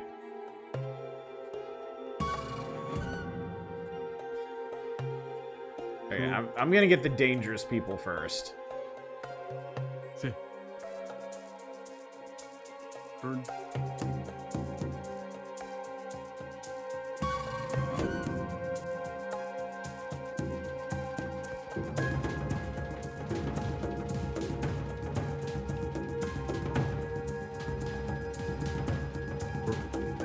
I wonder how healing works in this game.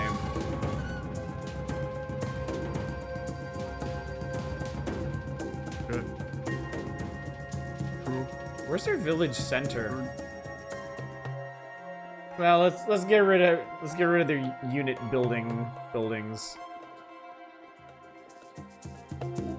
Oh, there's their village center. I wasn't even paying attention. Good. All right, yeah, we need to destroy that.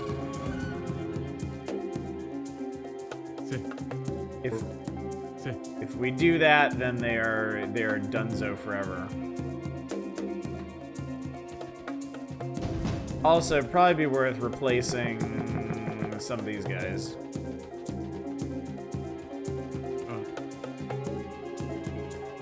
Funny how using strategy is working better for you. It's crazy, man. It's crazy how that happens. Alright, Uma has been defeated. Uma is no more. Alright, I'm not gonna bother with the rest of these buildings. Good. Just learning how this works in real time. How about that? How's about that?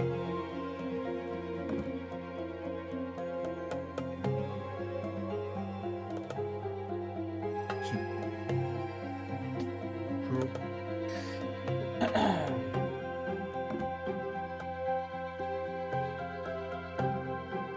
Well, while this isn't a particularly fast-paced RTS, it is very charming. Tech tree is pretty minimal. The tech tree will expand as we go through the campaign. So there's not much unlocked now, but there will be eventually. Struck more dwellings. I ain't got time for dwellings. I have a war to do.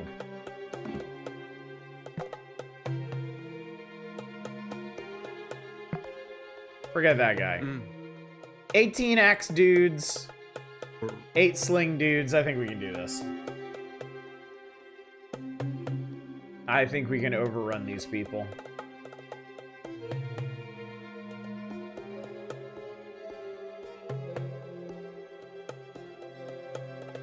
See.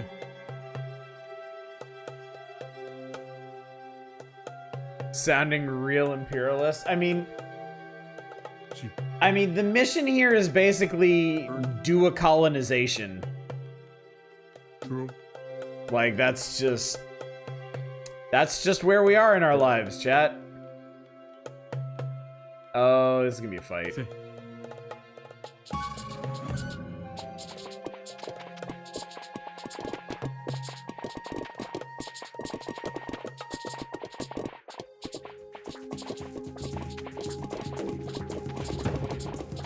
Fortunately, there's just not a lot of them.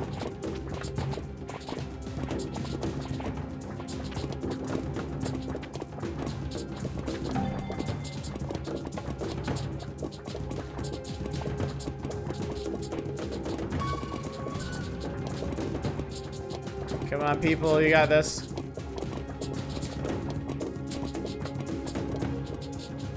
We do have this, in fact. We've done it. That was the Bard's action RPG that Mercenary Summon, and we called him, his spawn quote was, "Time to get paid!"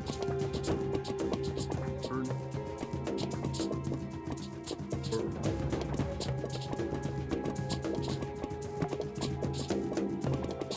Yeah, village centers have a lot of hit points, as it happens.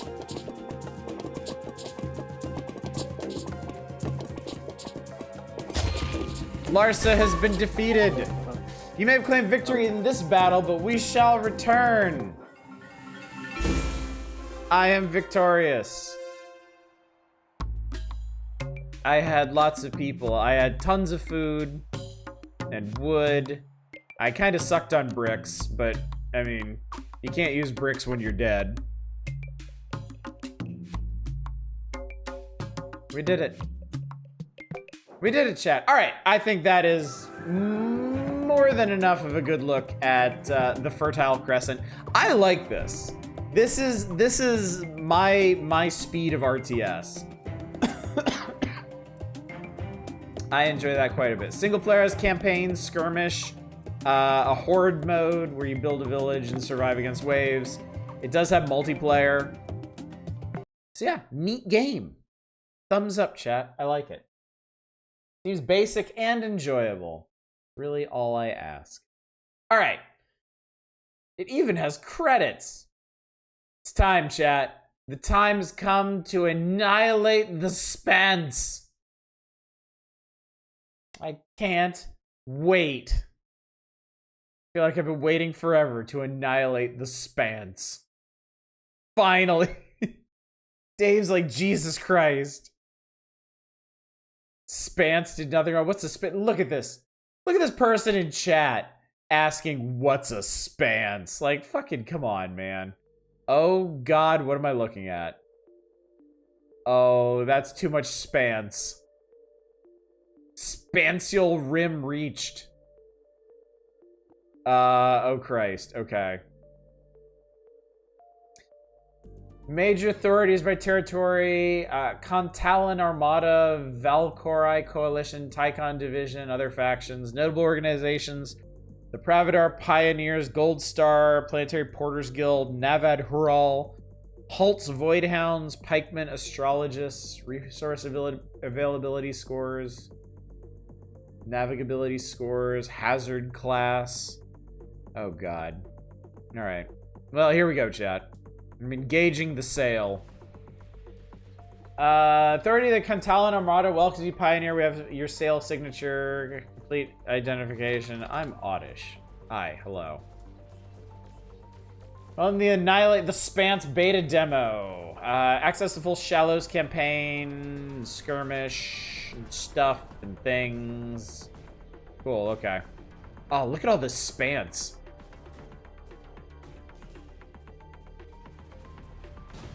Oh shit, look at all these little dudes. Good lord. Alright, I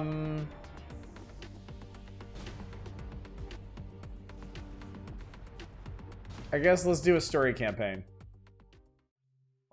Alright, they said the Shallows campaign is unlocked, so we'll do that. For the Voidhounds. Morrison Haltz requires you to learn the basics platform command and push your initiative towards the elimination of a warlord. Command first Kontalan, then later Valkyrie forces against rapidly escalating dangers. Okay, select. This is the Shallows of Spance.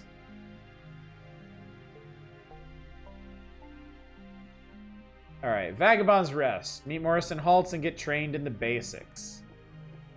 Challenge normal. Fictional colloquialism for Expanse, probably.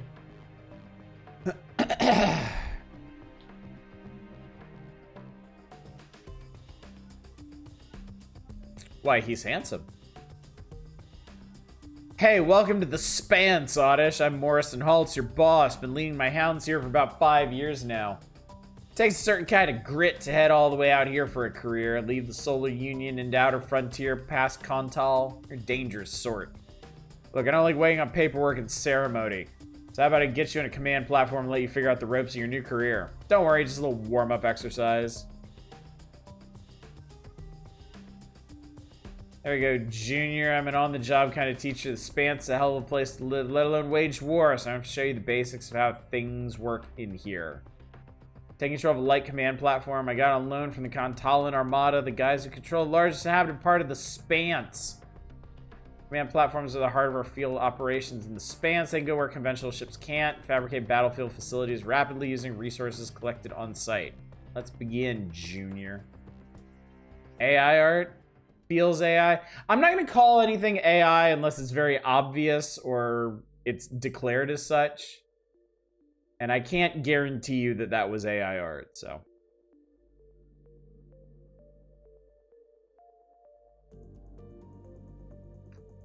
Take a look around, show me you can control your camera instruction on screen and enjoy the view. WASD. Scroll wheel. These little ships are cute. Hold down to wee, and then scroll wheel to raise and lower view. Okay, cool. Shift R resets view. Great. All right, calling in the platform. New. Your platform, get comfortable. Team command platform K35 online. Crew at stations. All systems nominal. Waiting orders. It is AI art. Steam page disclosed it. Well then. All right. Placeholder character art to be replaced as funding allows. Okay. All right. Well, not a great look, but I still want to see what this game has to offer in terms of gameplay. Select platform. Okay. His name is health bar, blood heat bar. Right, it has a shield icon indicating its armor. Damage of incoming attacks reduced by armor. Most weapons also inflict heat, which softens armor when it gets high enough. Find out what a unit can do and what makes it ticky, and click its portrait image if you use a databank entry. Do this for your platform. Give it a read, then close the databank. Okay, what was that?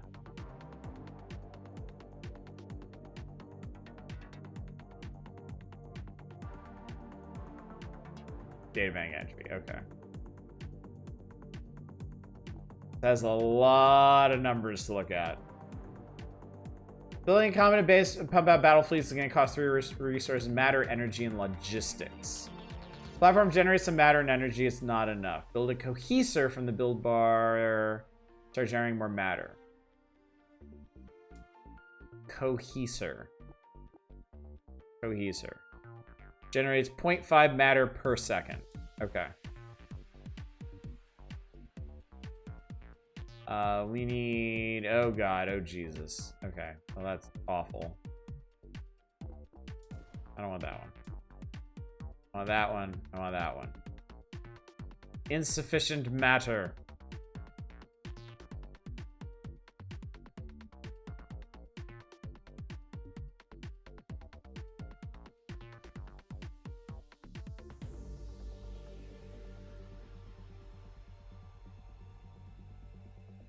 On the red tick, I'd be more okay with it if they weren't charging for the game while they can't afford to pay artists.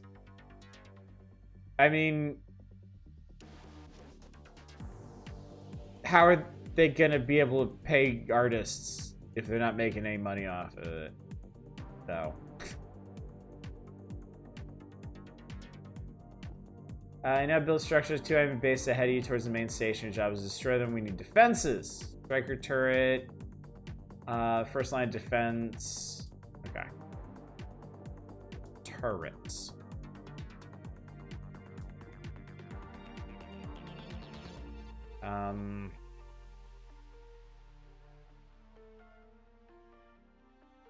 One, two, three, four. Sure. Minor attack incoming. Oh, little ships. Pew pew. Pew pew. Pew pew. Pew pew. Now defend yourself. Go destroy these bases and get that done. Add the yard L1 light shipyard to your build bar's yards tab. Okay. Automatically build Tali assault ships, which will seek out the enemy on their own. Yards. They want me to build 16 of these. 3, 4, 5, 6. Out of logistics, you see how much you have under the L on your resource bar. Build base core logistics structures. Okay.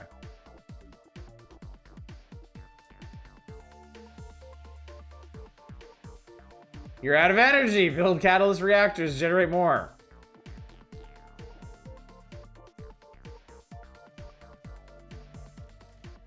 Alright, build 4 of those. Don't have enough of that.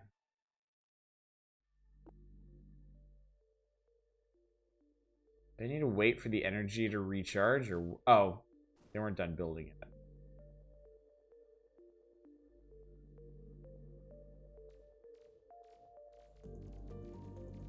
Okay, that's done. So now we need to build a bunch more of these.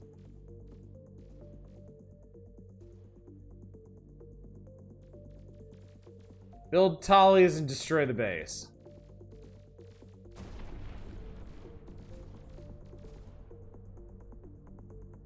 You totally got that enemy cohesor. All your units will hunt the closest targets within the sensor range. If they can't see target close by, they'll head for the nearest hostile command platform, extender, capital ship. Okay. Kind of...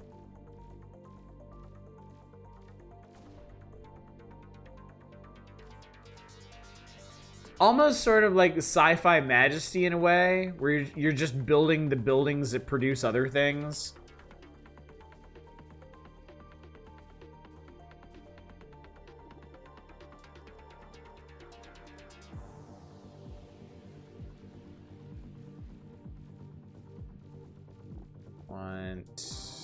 What do I need?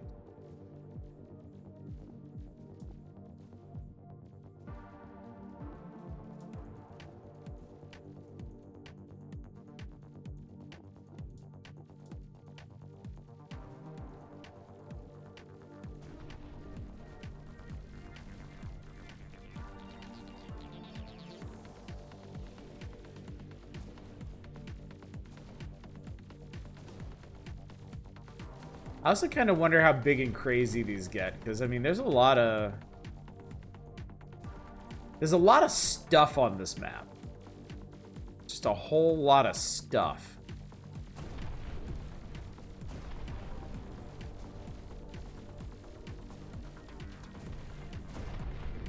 Last base is equipped with fighter drones and missile launchers. Your Tallies aren't effective against those. Let's get some backup. Kana is a point defense ship built from the Yard L1. Doesn't have much firepower as a Tali. It shoots down incoming missiles and drones.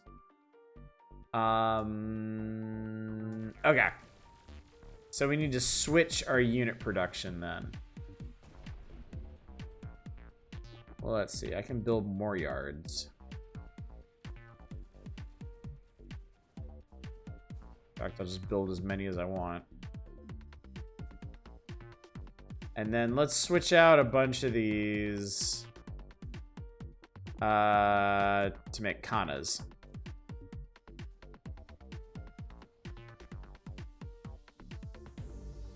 So folks who actually put time into AI war, how similar is this to that?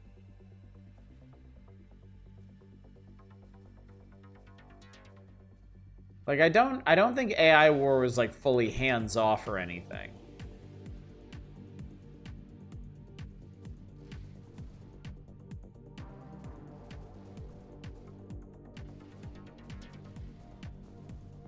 Oh yeah, the Kanas really neutralized those.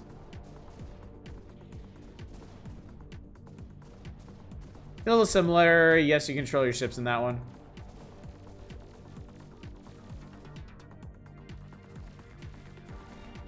Yeah, this in a way is like you're basically building creep generators, and then you watch and see if your creeps actually do what they're supposed to do, or if you need more of them. Like, I got a nice little cluster of ships here.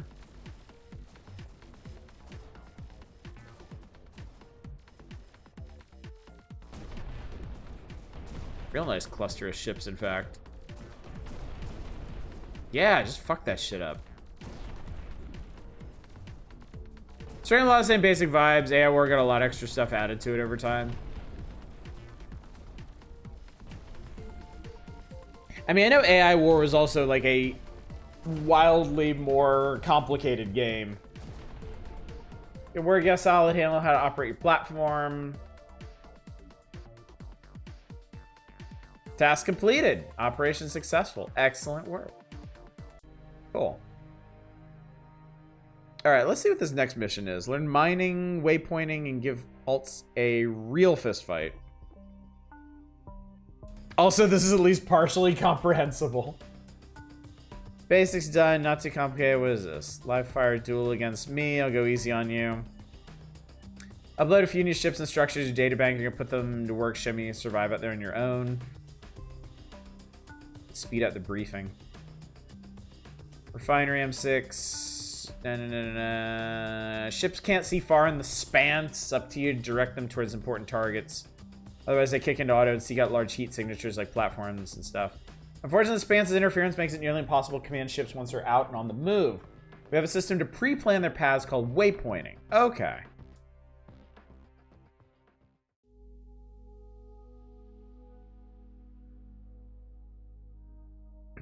Do some mining is vital. Strong war machine. Crystallize deposits of useful matter and energy throughout the Spance. Build refiners which deploy Jaren mining ships to harvest them. Mine is a fast and risky way of harvesting resources from a battlefield. Cohesion is much safer investment. Has the nasty issue of becoming less efficient the more cohesers you have. Resource deposits run out quickly, so don't overcommit. Okay. Yeah, War likes fucking with you. You start learning about how AI spawns and fighters from another galaxy, so you can attack specific sectors through warp points. You get warning what does this, so you can prepare a defense.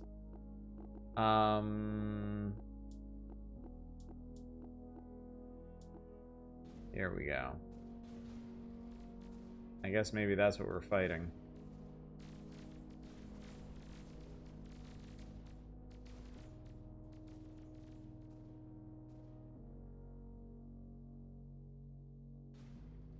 Oh, there's a whole bunch of shit around us. As it gets pissed off, we'll warp units into other sectors and move them manually. You do not get a warning. Oh, I need to build another Jaren miner. Oh, no, wait, I don't.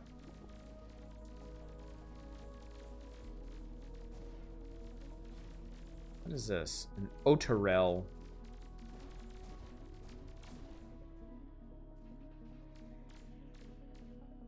Getting your ships to avoid danger and hit what matters. Unless the ship is busy fighting something, it'll go for the closest major heat signature. Close control node. Here's my golden fortress, which your ships will throw themselves at worthlessly instead of attacking my 2 outposts. Activate your waypoint system. Blue button on your console. Okay.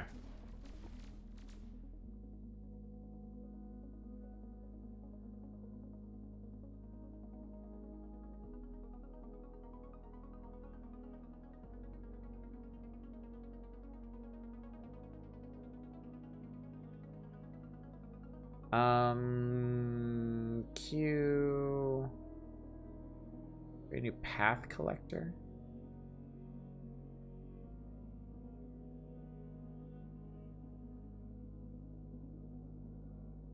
What does this mean?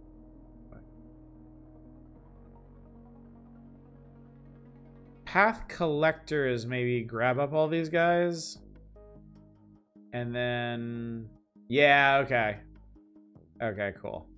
Let's try that. Dirty ships destroy the outpost attacking while avoiding the golden fortress. Okay.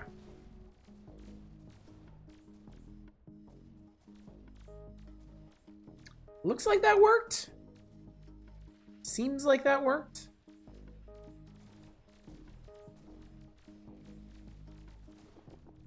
Okay, we have a shitload of stuff, so...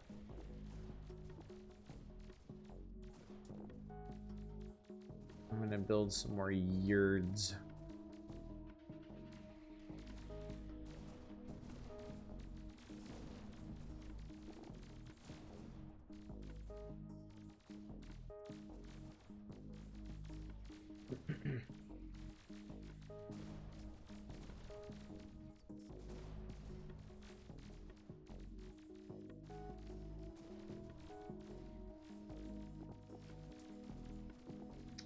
Let's see. I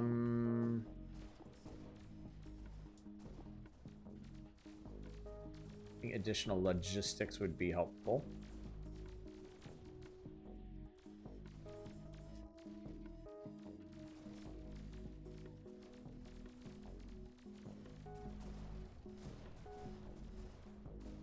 I guess we should switch some of these over to that other ship type. Oh, we got a couple of these.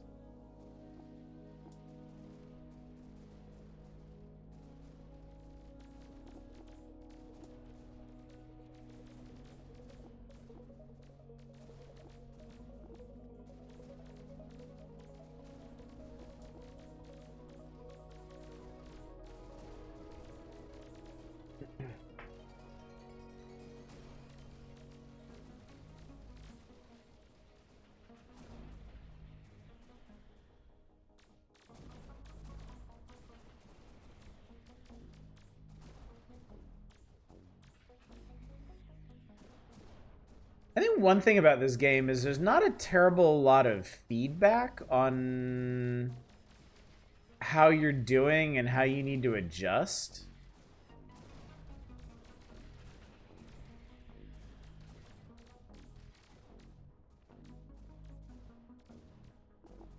Like, we're sort of winning now, but only sorta. And I'm not sure what else I should throw in here to improve our odds.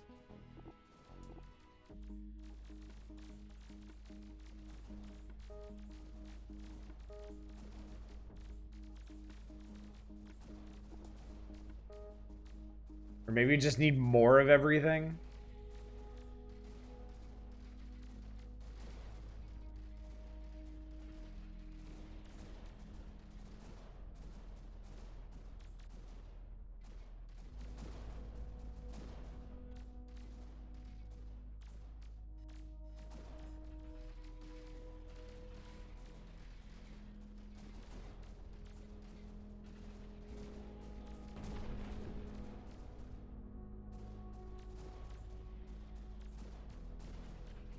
These ships, whatever they are, Harriers, seem like they're a big pain in the ass. Assault AoE. Strongs against swarms of lights, decent against mediums, weak against armor. Okay. Actually reminds me a little bit of the battles in Last Federation, other Arcane games joint.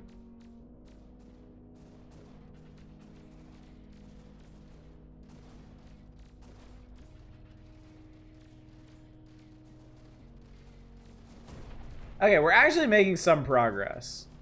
Because they're destroying the bays. They're destroying the corvette yards.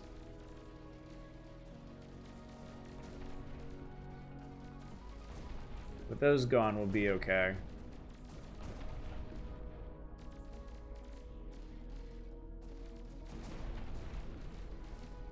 Seem to have overwhelmed them. By the way, a few important yard tips. You select a bunch of yards in your queue, they'll all sync up to launch at the same time. You hold shift when you set a yard's production, will wait to finish the ship that's currently building before it swaps. Okay, that's cool. So I can actually select everything.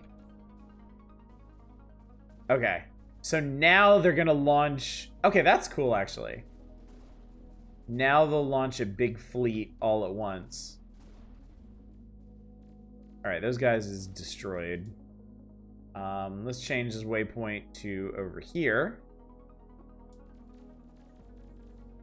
As that big fleet battles, you only controlled your one ship because you play a specific character and your ship was destroyed, game over.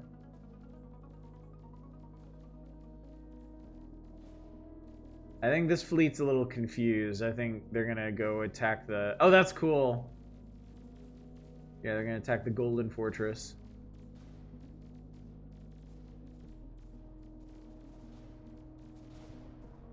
And actually make a little bit of headway on it.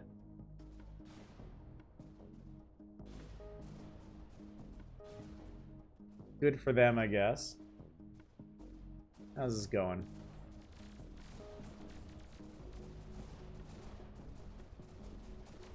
So this one has like a shitload of turrets, or at least it did. We managed to cleave through those pretty well.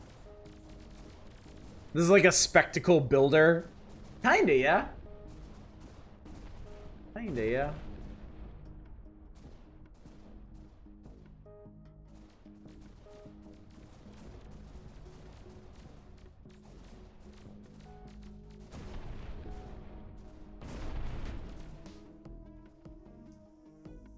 Alright, Junior, you and me, show me what you learned.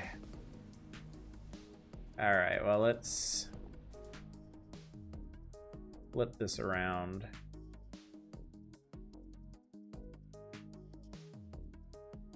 Oh, avoid the fortress, destroy Halt's platform base. Okay.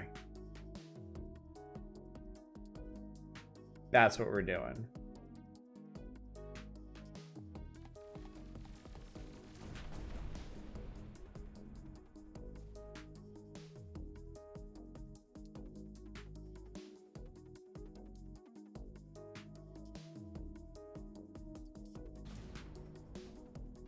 Unfortunately, I think we're gonna get caught a little flat-footed here.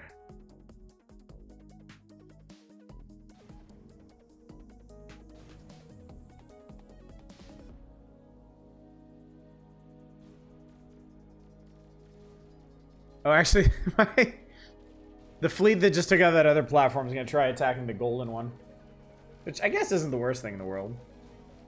What's this? I nearly forgot about armor and heat. This is a Brindanel, a tough, heavily armored assault cruiser with 40 armor. Armor blocks an equal amount of damage, means it's very resistant to most everything you have, but not to heat. All weapons do some heat, but your Foss has a beam with a lot of it. Get a target over 25% heat to burn its health and soften its armor. Then armor-piercing weapon. Cartel of torpedoes with piercing, which ignore equal amounts of armor. Heat and anti-armor. Okay. Well then.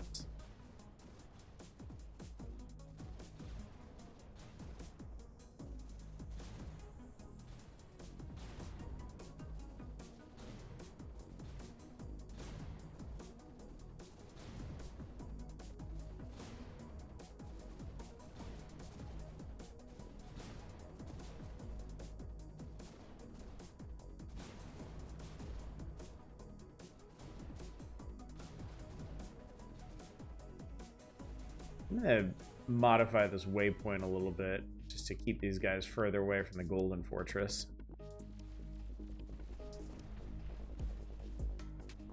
These guys are really dead set on fighting this thing.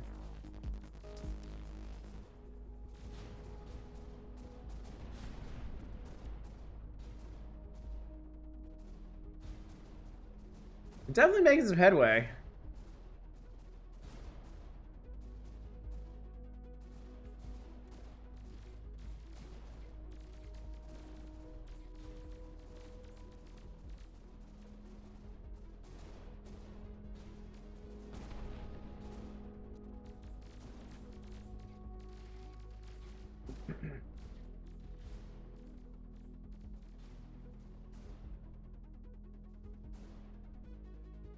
Oh, it looks like they're sending... What are these? Ollies, okay.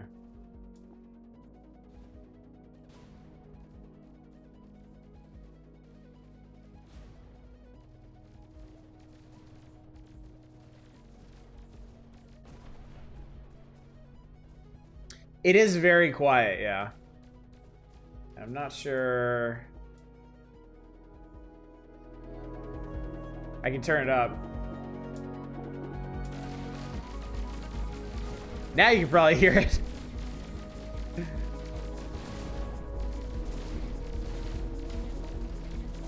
Probably should have mentioned that sooner.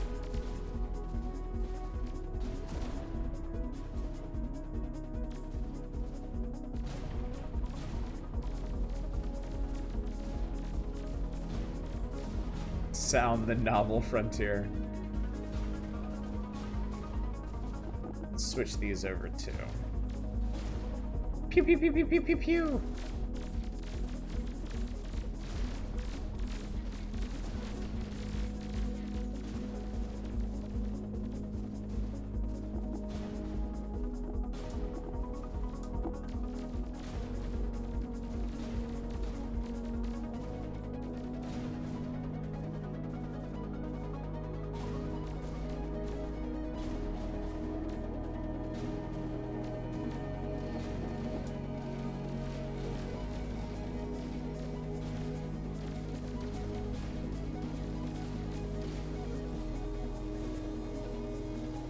This out of space, my immersion! I was playing as some spiders, so what? I can't do everything.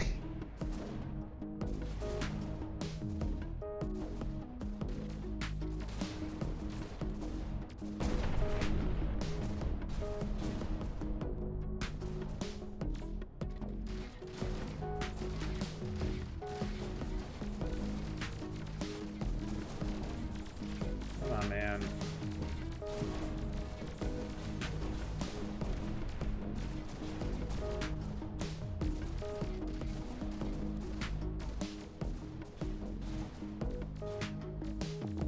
Is there... Do I have the thing that...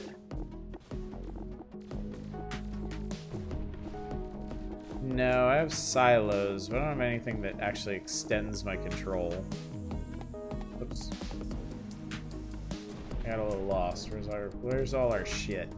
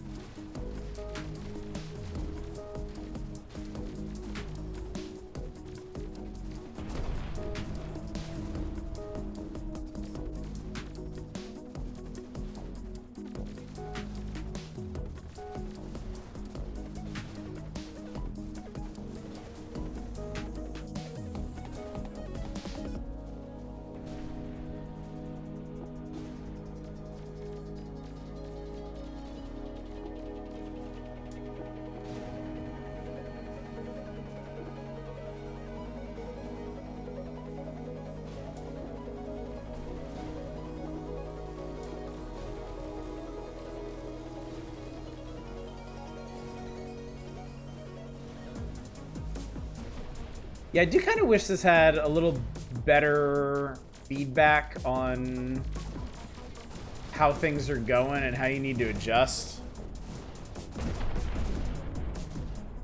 Like, it seems like the kind of game that would like chart this stuff out for you. Like show you a graph of how you're doing progress-wise and like what's causing you the most casualties and whatnot.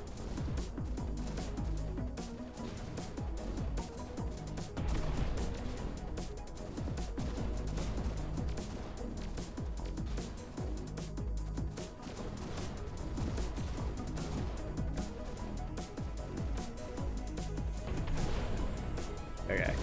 I'm starting to destroy parts of this guy's base again.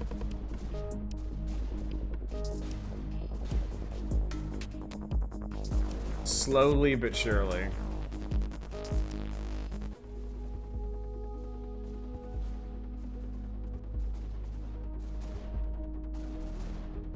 Good job, you're ready? For what? Oh, okay. I wasn't actually supposed to defeat him or anything. I guess I just blew up enough of his stuff. Okay. Okay, well, I think we get the idea behind this one. It's a neat concept. I hope they continue to flesh it out and make it a little bit more user-friendly. Of course, get rid of the placeholder stuff. But yeah, that was pretty neat. We annihilated some Spance. Back on AI War, you lose if your home system is lost, so you could be going really well, and the AI will launch a sneaky full-scale assault. You only get a vague notification of starting, and then you lose. Yeah, that sounds unpleasant. All right, last game of the evening shall be Dungeons 2. Not Dungeons 1, not Dungeons 3, not Dungeons 4, Dungeons 2. What we know now as Dungeons 2, and oh my god, it's on the wrong monitor. What the fuck? Why are you doing this? Hang on. Get your stupid ass over here. Dungeons also.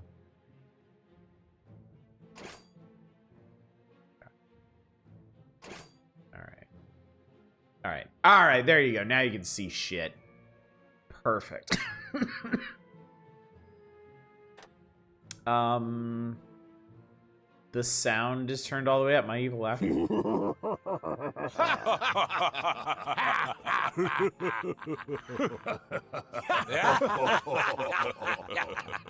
Cool, perfect. Excellent.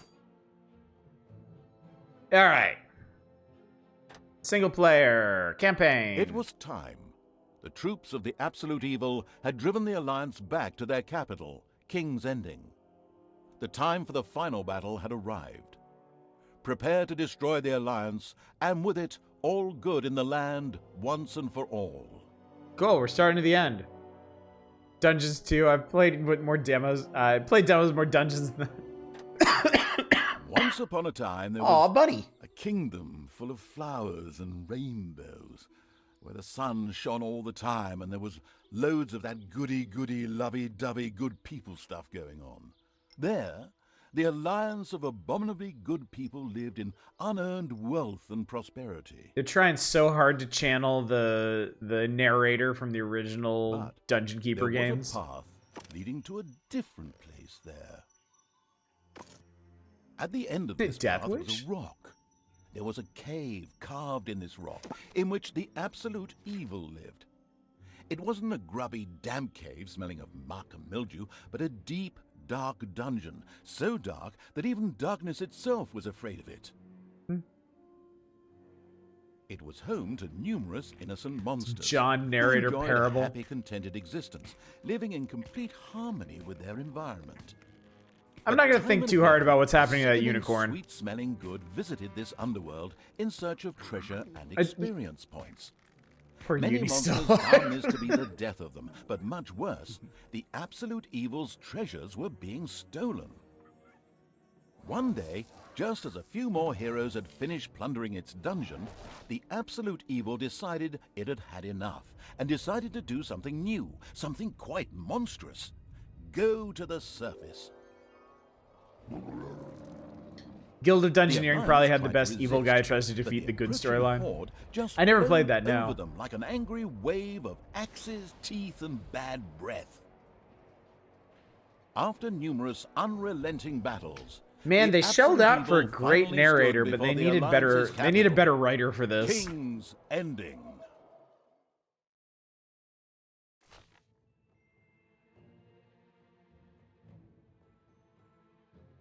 Naga and spider demons can reveal invisible units. Remember that next time you encounter an elf. Okay.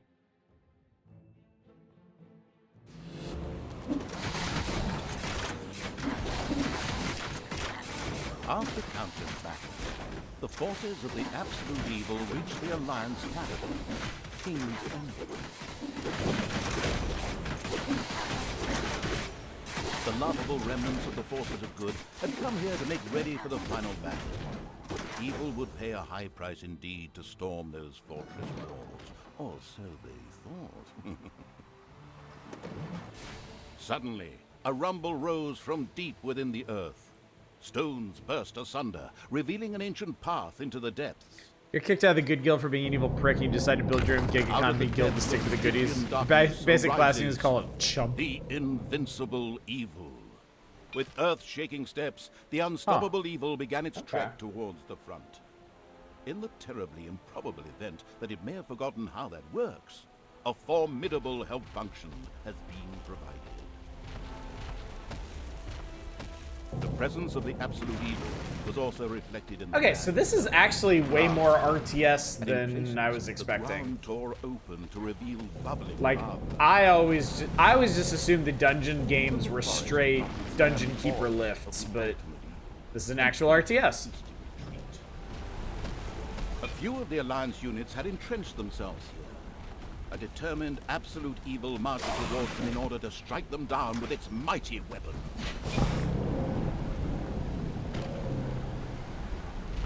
Can't help but notice he does exactly 666 damage. The absolute evil had discovered a medal.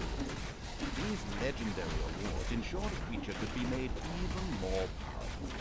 Only one downside, the creature could only wear one at a time. Eyes ablaze with greed, the insidious evil gazed upon the blood-drenched battlefield.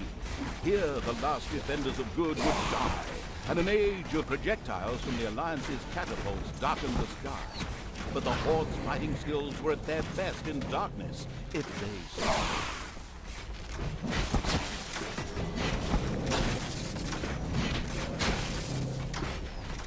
The forces of good never had a chance against the absolute evil. There are certainly a lot of them, though.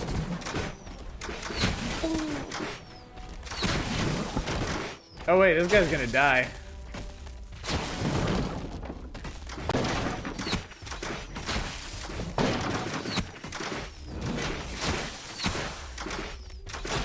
Defeating good was as easy as taking candy from a baby for the unstoppable evil.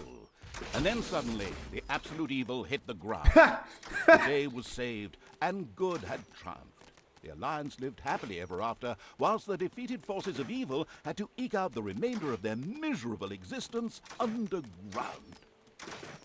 No, of course not. In reality, absolute evil was not defeated, but, it just took a little comfort break.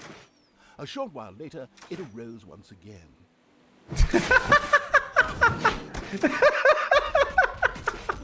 Absolute evil destroyed the defenders' camp in the west with the greatest of ease. Okay, Now, that's really only funny. One tiny camp offers any resistance to the absurdly evil evil. And even that won't be able to hold out for much longer.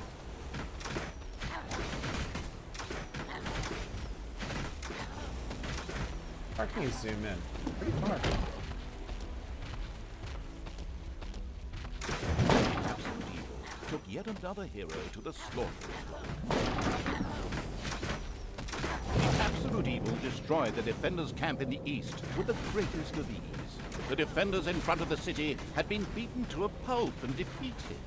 Now the time had come to attack King's Ending. The final battle beckoned.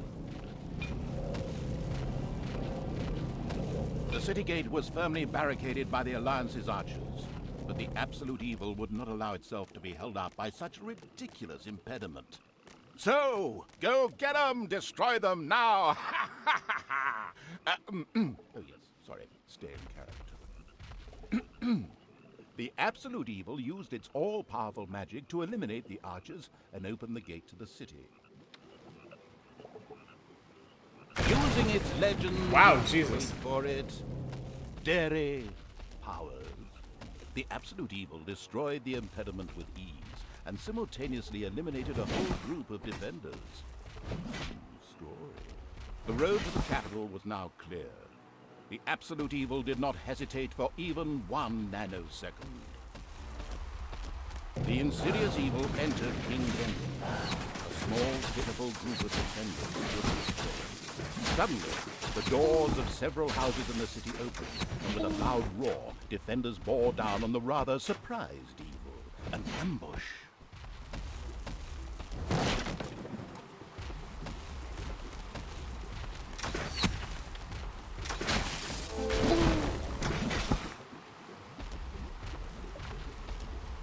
Do you enjoy the tone narrator? I do too. I do too. It's extremely charming. Kaboom! The invincible evil had crushed the defenders. King's Ending had been defeated. The That's what he thought. King's Ending had been ended. Suddenly, the final heroes of the Alliance emerged from nowhere. Another ambush? Now, this was becoming very boring. But wait, this time it was different. Instead, the heroes raised their hands and started singing an incomprehensible chant. A magical ritual? This did not bode well. Well, actually, it bode the arrival of good things, great things, unless you happen to be the absolute evil. We did it! We lost! Somewhere in the depths of the dungeon, the ultimate evil awoke. It did not know what had happened, nor why it had awoken, but it longed for revenge. Revenge.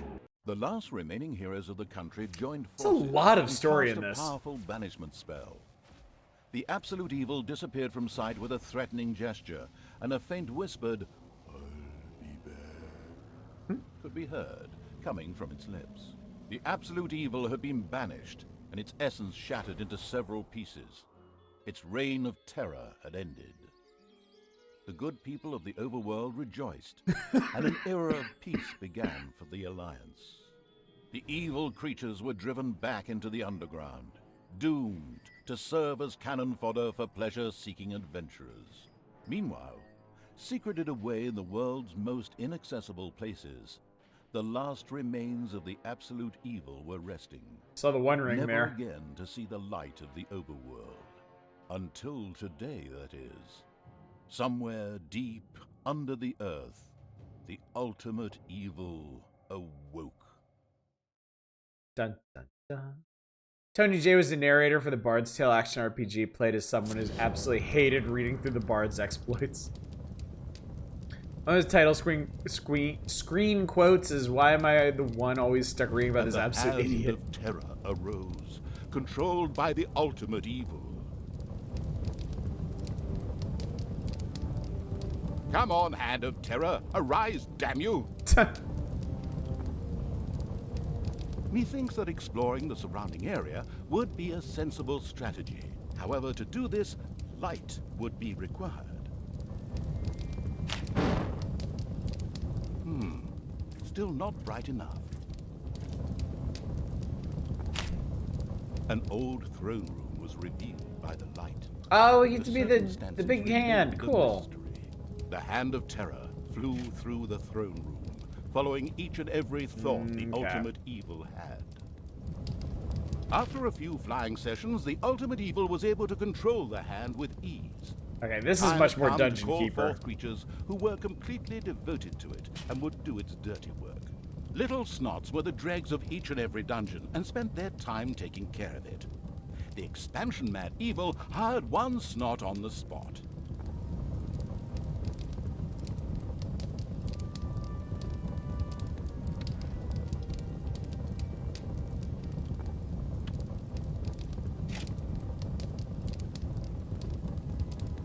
After very careful consideration, the ultimate evil now decided to recruit a little Snot. There we go. The first little Snot appeared. It was completely ready to work in the dungeon and to crawl in the dust before the ultimate evil. Little Snots were important to the ultimate evil because they took care of many important little things, such as excavating new areas. The psionically gifted evil could sense the presence of something important that was buried to the south. It instructed its little Snots to dig in that direction. As quick as a fart, the little Snot made his way to the marked position and began to dig. Yep, this all seems very familiar now. Behold, the creatures of the overjoyed evil had apparently been much more industrious than it had thought. A great dungeon was revealed behind the wall. Everything was already in place. Doors, traps, a well-filled treasury. Oh wait, treasury? And where, if you please, is this treasury? Oh well. One can't expect too much of these mindless little Snots. First of all, some gold had to be dug out to make space for a treasury to be created. The Hand of Terror swiftly marked a few small gold veins so that the little Snots could excavate them. As soon as a gold vein was selected, a little Snot immediately set out to mine valuable gold for the greedy evil. Very, very satisfying mining noise, at least.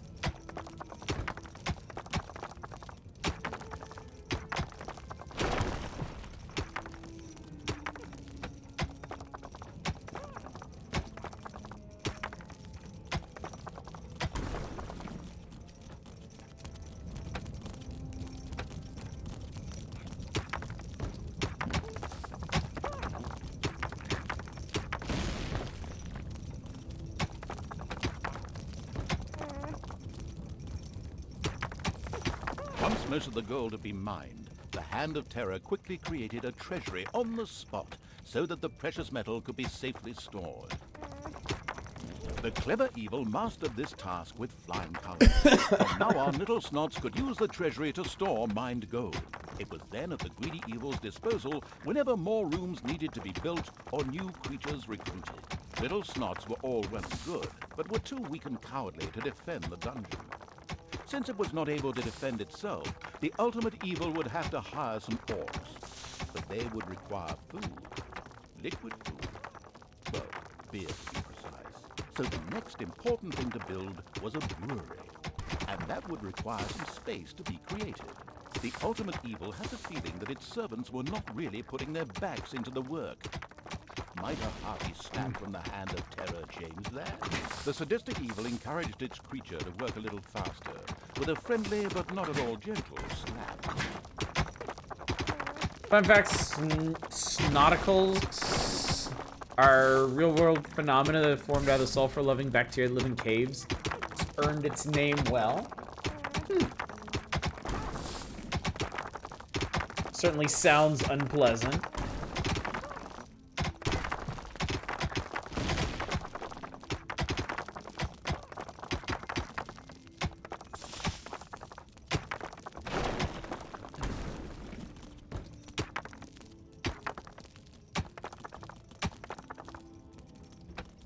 Come on, man.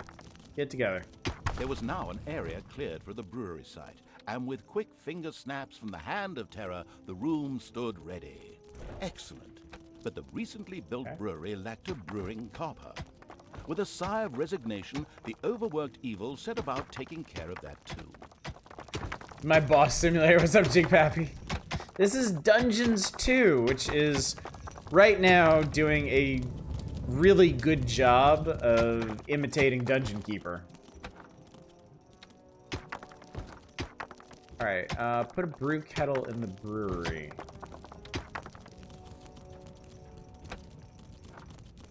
How do you...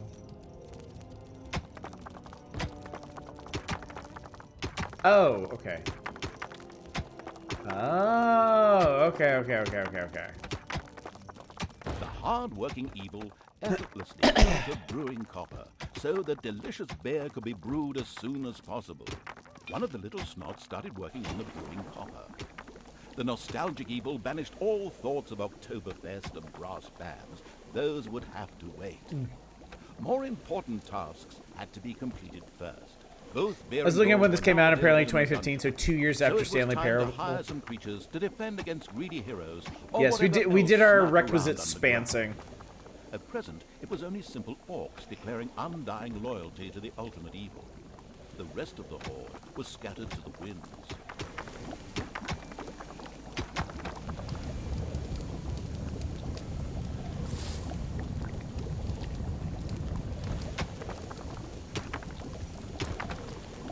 Played Dungeon Keeper 1 and 2. I did too. And I loved both of them.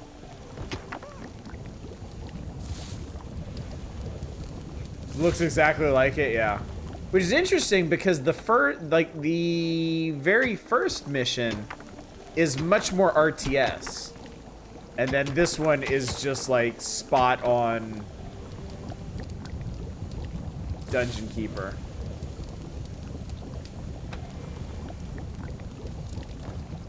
What is this?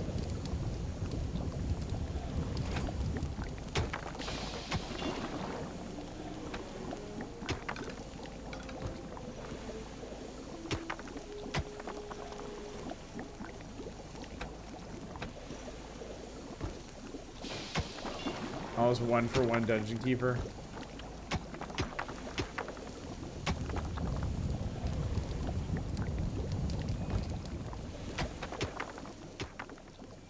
I think I missed how to actually get orcs. The eyes of the mentally challenged evil swept over one of the dungeon doors. It was child's play for the Hand of Terror to open and close these for its servants. They were, of course, firmly locked at all times to the enemy. Ah, here we go. Higher orc. Orcs were defensive close combat specialists, capable of dealing with many opponents. However, they were very vulnerable to raiders. So you straight up just hire dudes from your main chamber. Oh look! There he is.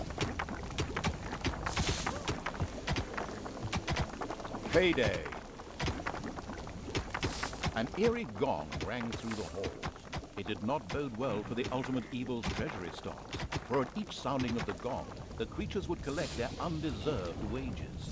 However, there was little it could do about this, as it was chained to the throne. Thus, it had to give free rein to its servants' desires, for the time being at least.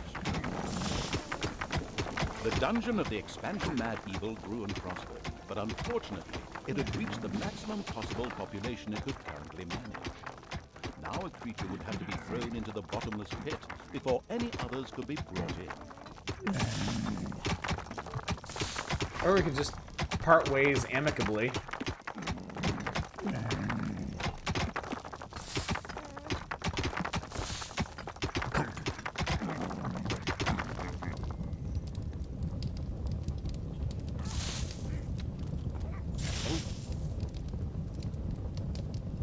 Suddenly, one louse-infested orc crawled up from the depths and declared allegiance to the ultimate evil. The first step towards the creation of a powerful army had been... You have to Raziel creatures so they get uppity. Had had enough of dungeon sightseeing and now wanted to move to the surface to try a dish that is best served cold. Revenge. Some Alliance members were bound to be guarding the entrance to the overworld. A fine appetizer for a vengeful evil.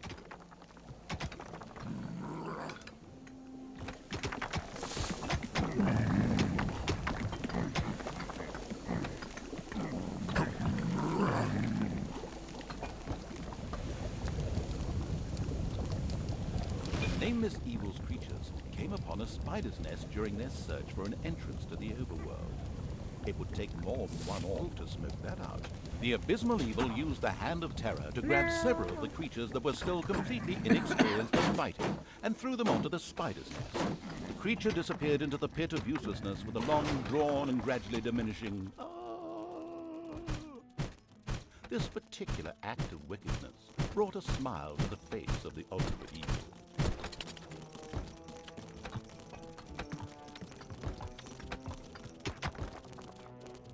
The cowardly evil was still hesitant to pick up its creatures and throw them onto the fight. How? Was there no other way?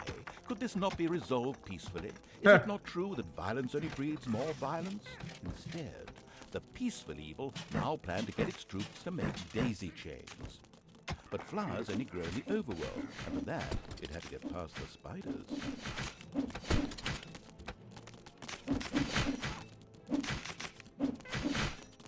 The spiders dropped like flies. The strategically well-versed evil patted itself on the back, proud that it had led its troops into battle with such aplomb. And by led, I just simply mean chucking them at the enemy. The basics of a dungeon were now in place.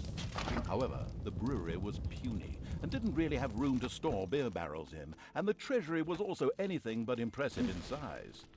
Quickly, the expansion-hungry evil set out to enlarge its dungeon. What's up, Tattoo Police? The game looks so fun. I mean, so far it's a pretty competent successor to Dungeon Keeper. The evil has awoken, but its brothers are still asleep. Huh? What on earth was that? That's not in my script. What a weirdo. No matter. We'd better get back to concentrating on the dungeon.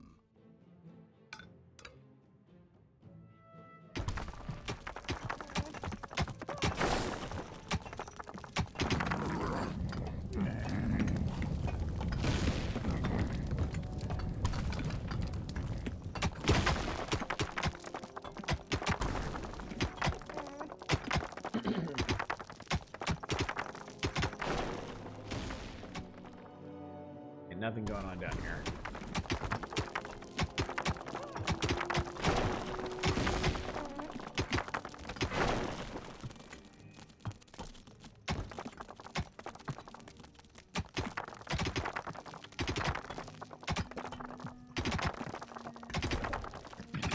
There we go, much better.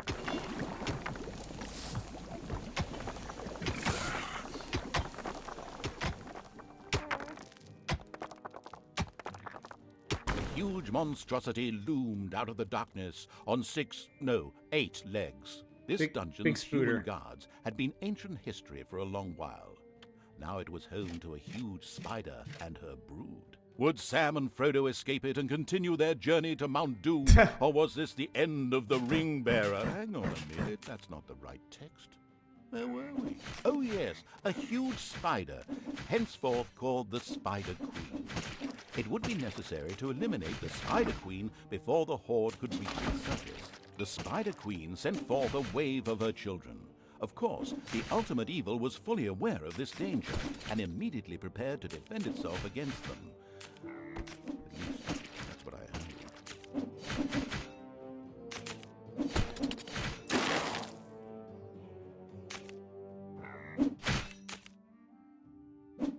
Come on, guys, you got this.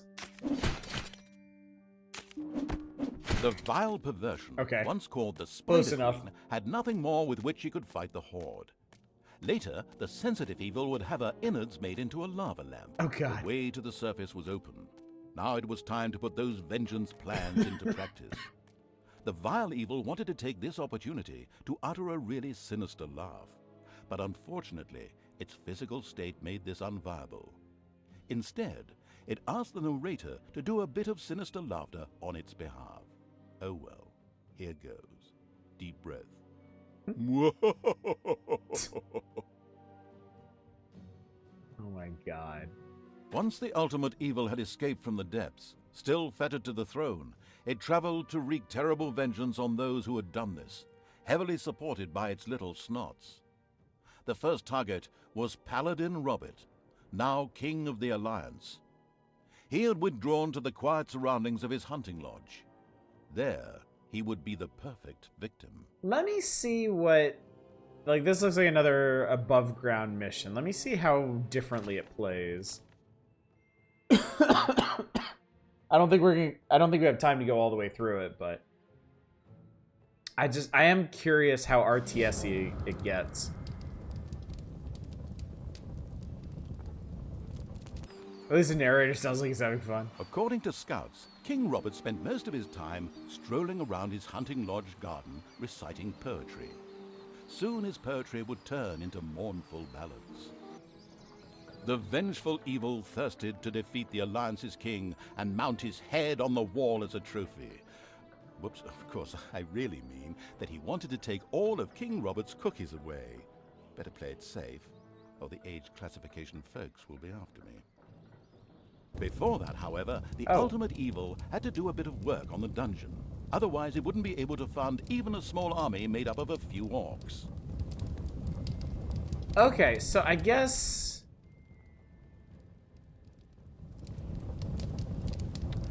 Huh. The warmongering evil had hired the first orc. As ancient wisdom says, violence is a solution, usually the only one. So I guess you start underground and then you send your units up. Interesting. Wonder if it's like Afterlife? Maybe, yeah. Each map may have two sides to it. Yeah.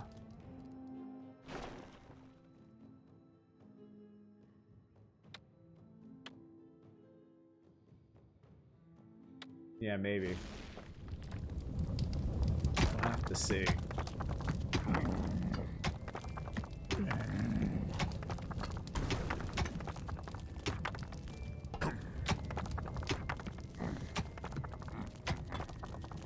The steady pounding in the rocks had given rise to overworld rumors of a new dungeon. A group of heroes set out to plunder its riches, and the ultimate evil was already looking forward to this visit.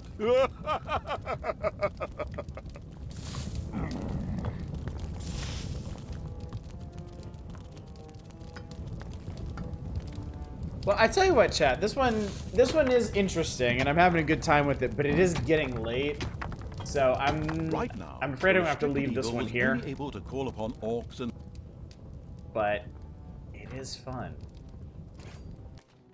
and seems like quite a solid successor to Dungeon Keeper. My real question is, like, Dungeon Keeper gets really obnoxious in its later missions. Like, I've never finished either of the games. I've gotten far in the first one, but I never actually finished either the original Dungeon Keepers, and I kind of wonder how well this one holds up in terms of challenge. But yeah, I think that'll do for tonight. So that, chat, leaves us with a question. We have a matter to discuss. So let me put on a little more music. Just to here we go. Well, we have our little discussion here. So let's review real quick the 3 games that we played tonight. The last one we played, of course, was Dungeons 2. Before that, we played Annihilate the Spance, which was a kind of passive RTS sci-fi base builder where you build a space station that automatically produces fleets, and then those fleets go out and annihilate Spance for you. Seemed interesting, but still early access, still coming together, and also has some rather unfortunate placeholders that'll need to be replaced at some point. And then the first game we played tonight was the Fertile Crescent. Very Age of Empires coded, but with some very pleasant pixel art and a nice slow pace to it. Excuse me. Now, with that in mind, chat, I need to know what you think the most entertaining game of tonight was. Was it the Fertile Crescent? Was it Annihilate the Spance? Or was it Dungeons 2? Manic says Dungeons 2. Lodroi says Dungeons 2.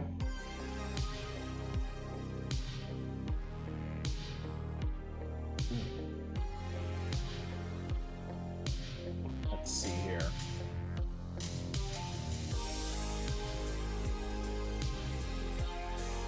Review real quick.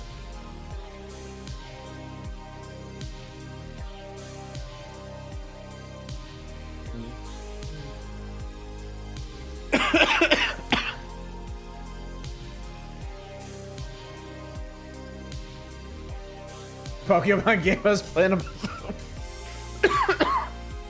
Buster says Dungeons. F-Zero Racer says Fertile Crescent.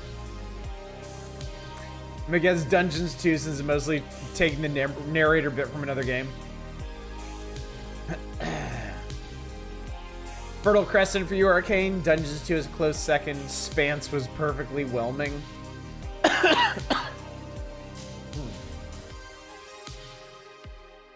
Feeling Fertile Crescent yourself, Zem?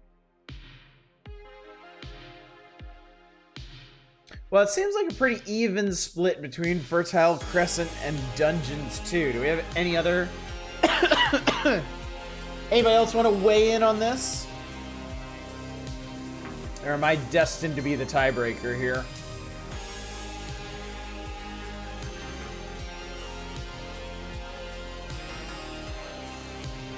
Spence was fine. I'll vote fertility. Excuse me, chat. Getting a little dry in here, I think. Alright, last chance to weigh in, chat. Speak now or forever hold your feedback.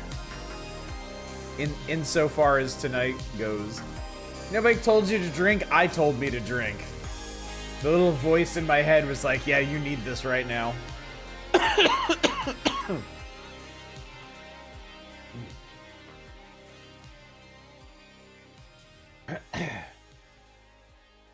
Alright, chat, last chance. You have any thoughts about tonight, have them now. Otherwise, I'm on the very cusp of declaring a winner. Please stop telling you to eat so many people.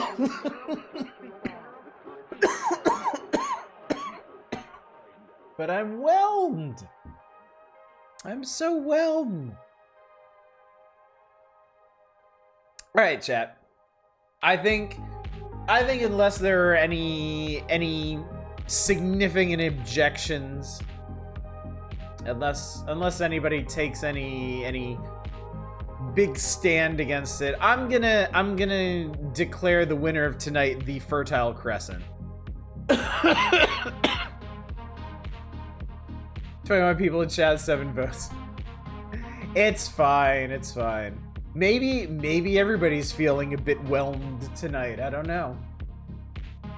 But yeah, I personally was rather entertained by the people running around the Fertile Crescent. Like, Dungeons 2 seems cool.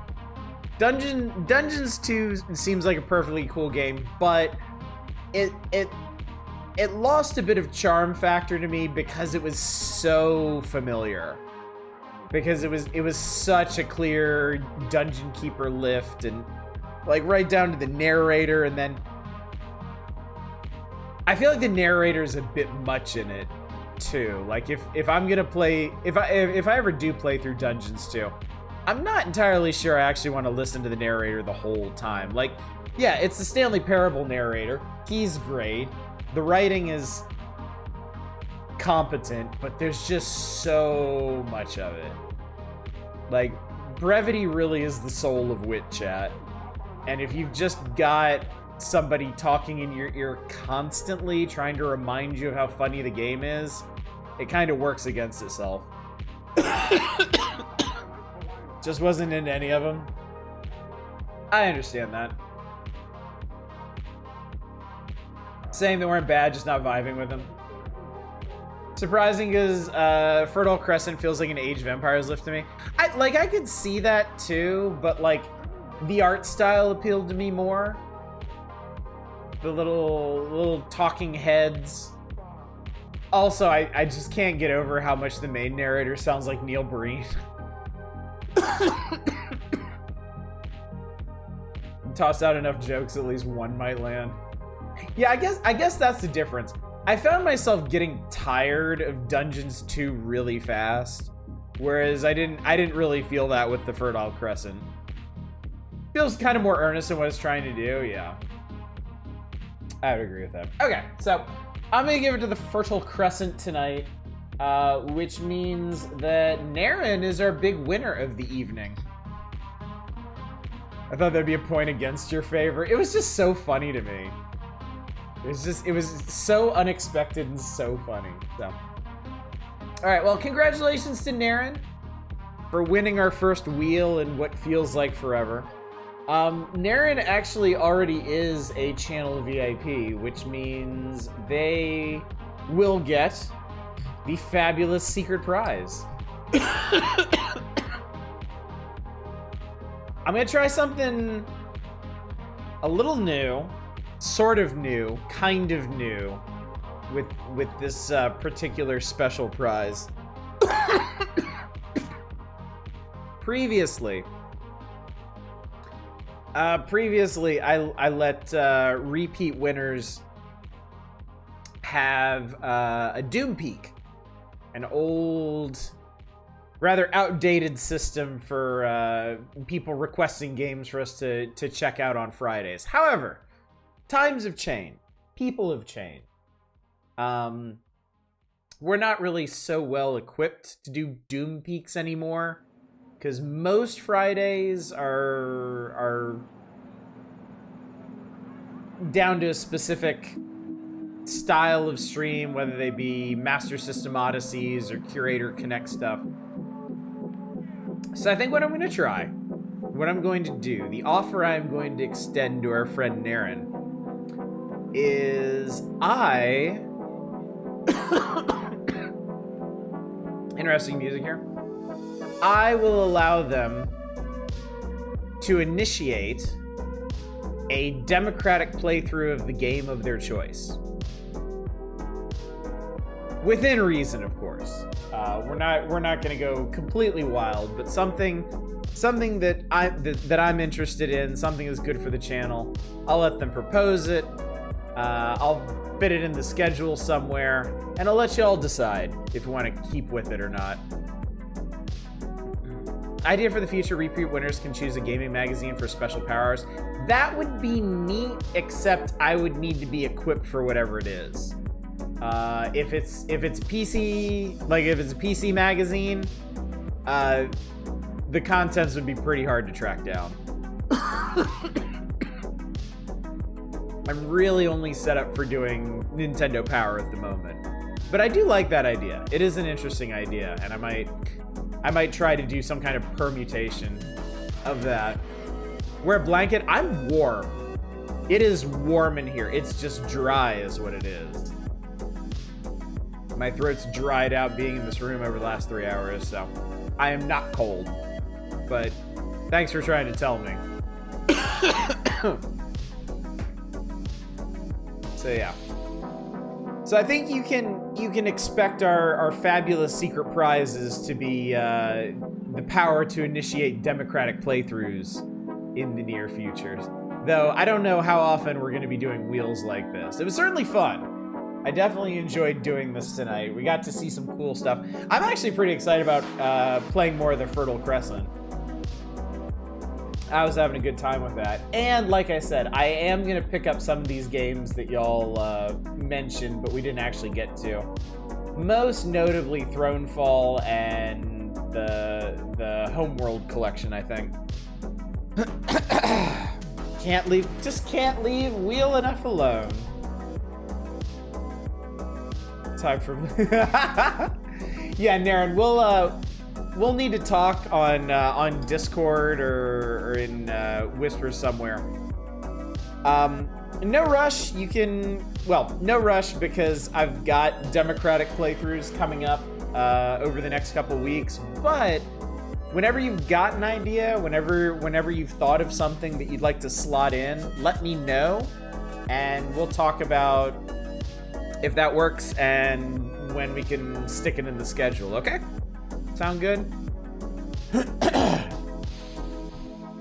So yeah. With that, chat, I think is going to do it for this evening. I think we have successfully wheeled our RTSs. So let me give you a schedule reminder, and I'll send you on your merry way. Cool. Yes. Think about it. Take your time. Come up with something good. And we'll circle back around sometime. So, tomorrow night is the Power Hours, September 1994 Nintendo Power. We should be finishing the magazine tomorrow night. Pretty sure. No stream on Sunday. I don't stream on Sundays. You know that. I don't have to tell you that. Monday, we'll be starting Illusion of Gaia and a democratic playthrough thereof. If we stick with it, great. If we don't, we'll be moving over to Final Fantasy III. What we know now as Final Fantasy VI. But you don't need me to tell you that. Virtual Boy Odyssey. And then next Friday, 1 week from tonight, is going to be the January Community Night. We're going to be doing show and tell of a whole bunch of games, and I'm going to spend this weekend getting those ready. So I'll let you know how that goes and if I have any trouble with anybody's picks. So, thanks for a fun stream. Glad to hear it. I hope people enjoyed tonight. I hope it was engaging. I hope it was interesting seeing some RTSs you might not see very often. But for now, let's go find somebody to raid, shall we? Let's go see what's happening. Looks like... Any options? Let's see if I can... Alright, I think I'm gonna send you over to Eos. She is playing Metal Gear Solid 3. Looks like she is in a spoopy place right now with that. So, anyway, gang, thank you so much for coming out tonight. Thank you for helping me populate a good old-fashioned wheel for RTS night. Thank you for putting me on to some cool-ass games, including, most notably, the Fertile Crescent. I'll let you know how this goes for me as I play some more of it. But thank you for this, thank you for other games, thank you for coming out, thank you for joining me. And hopefully I will see you all tomorrow night for more of the good old Power Hours. Until then, as always, y'all take care. Bye, everybody.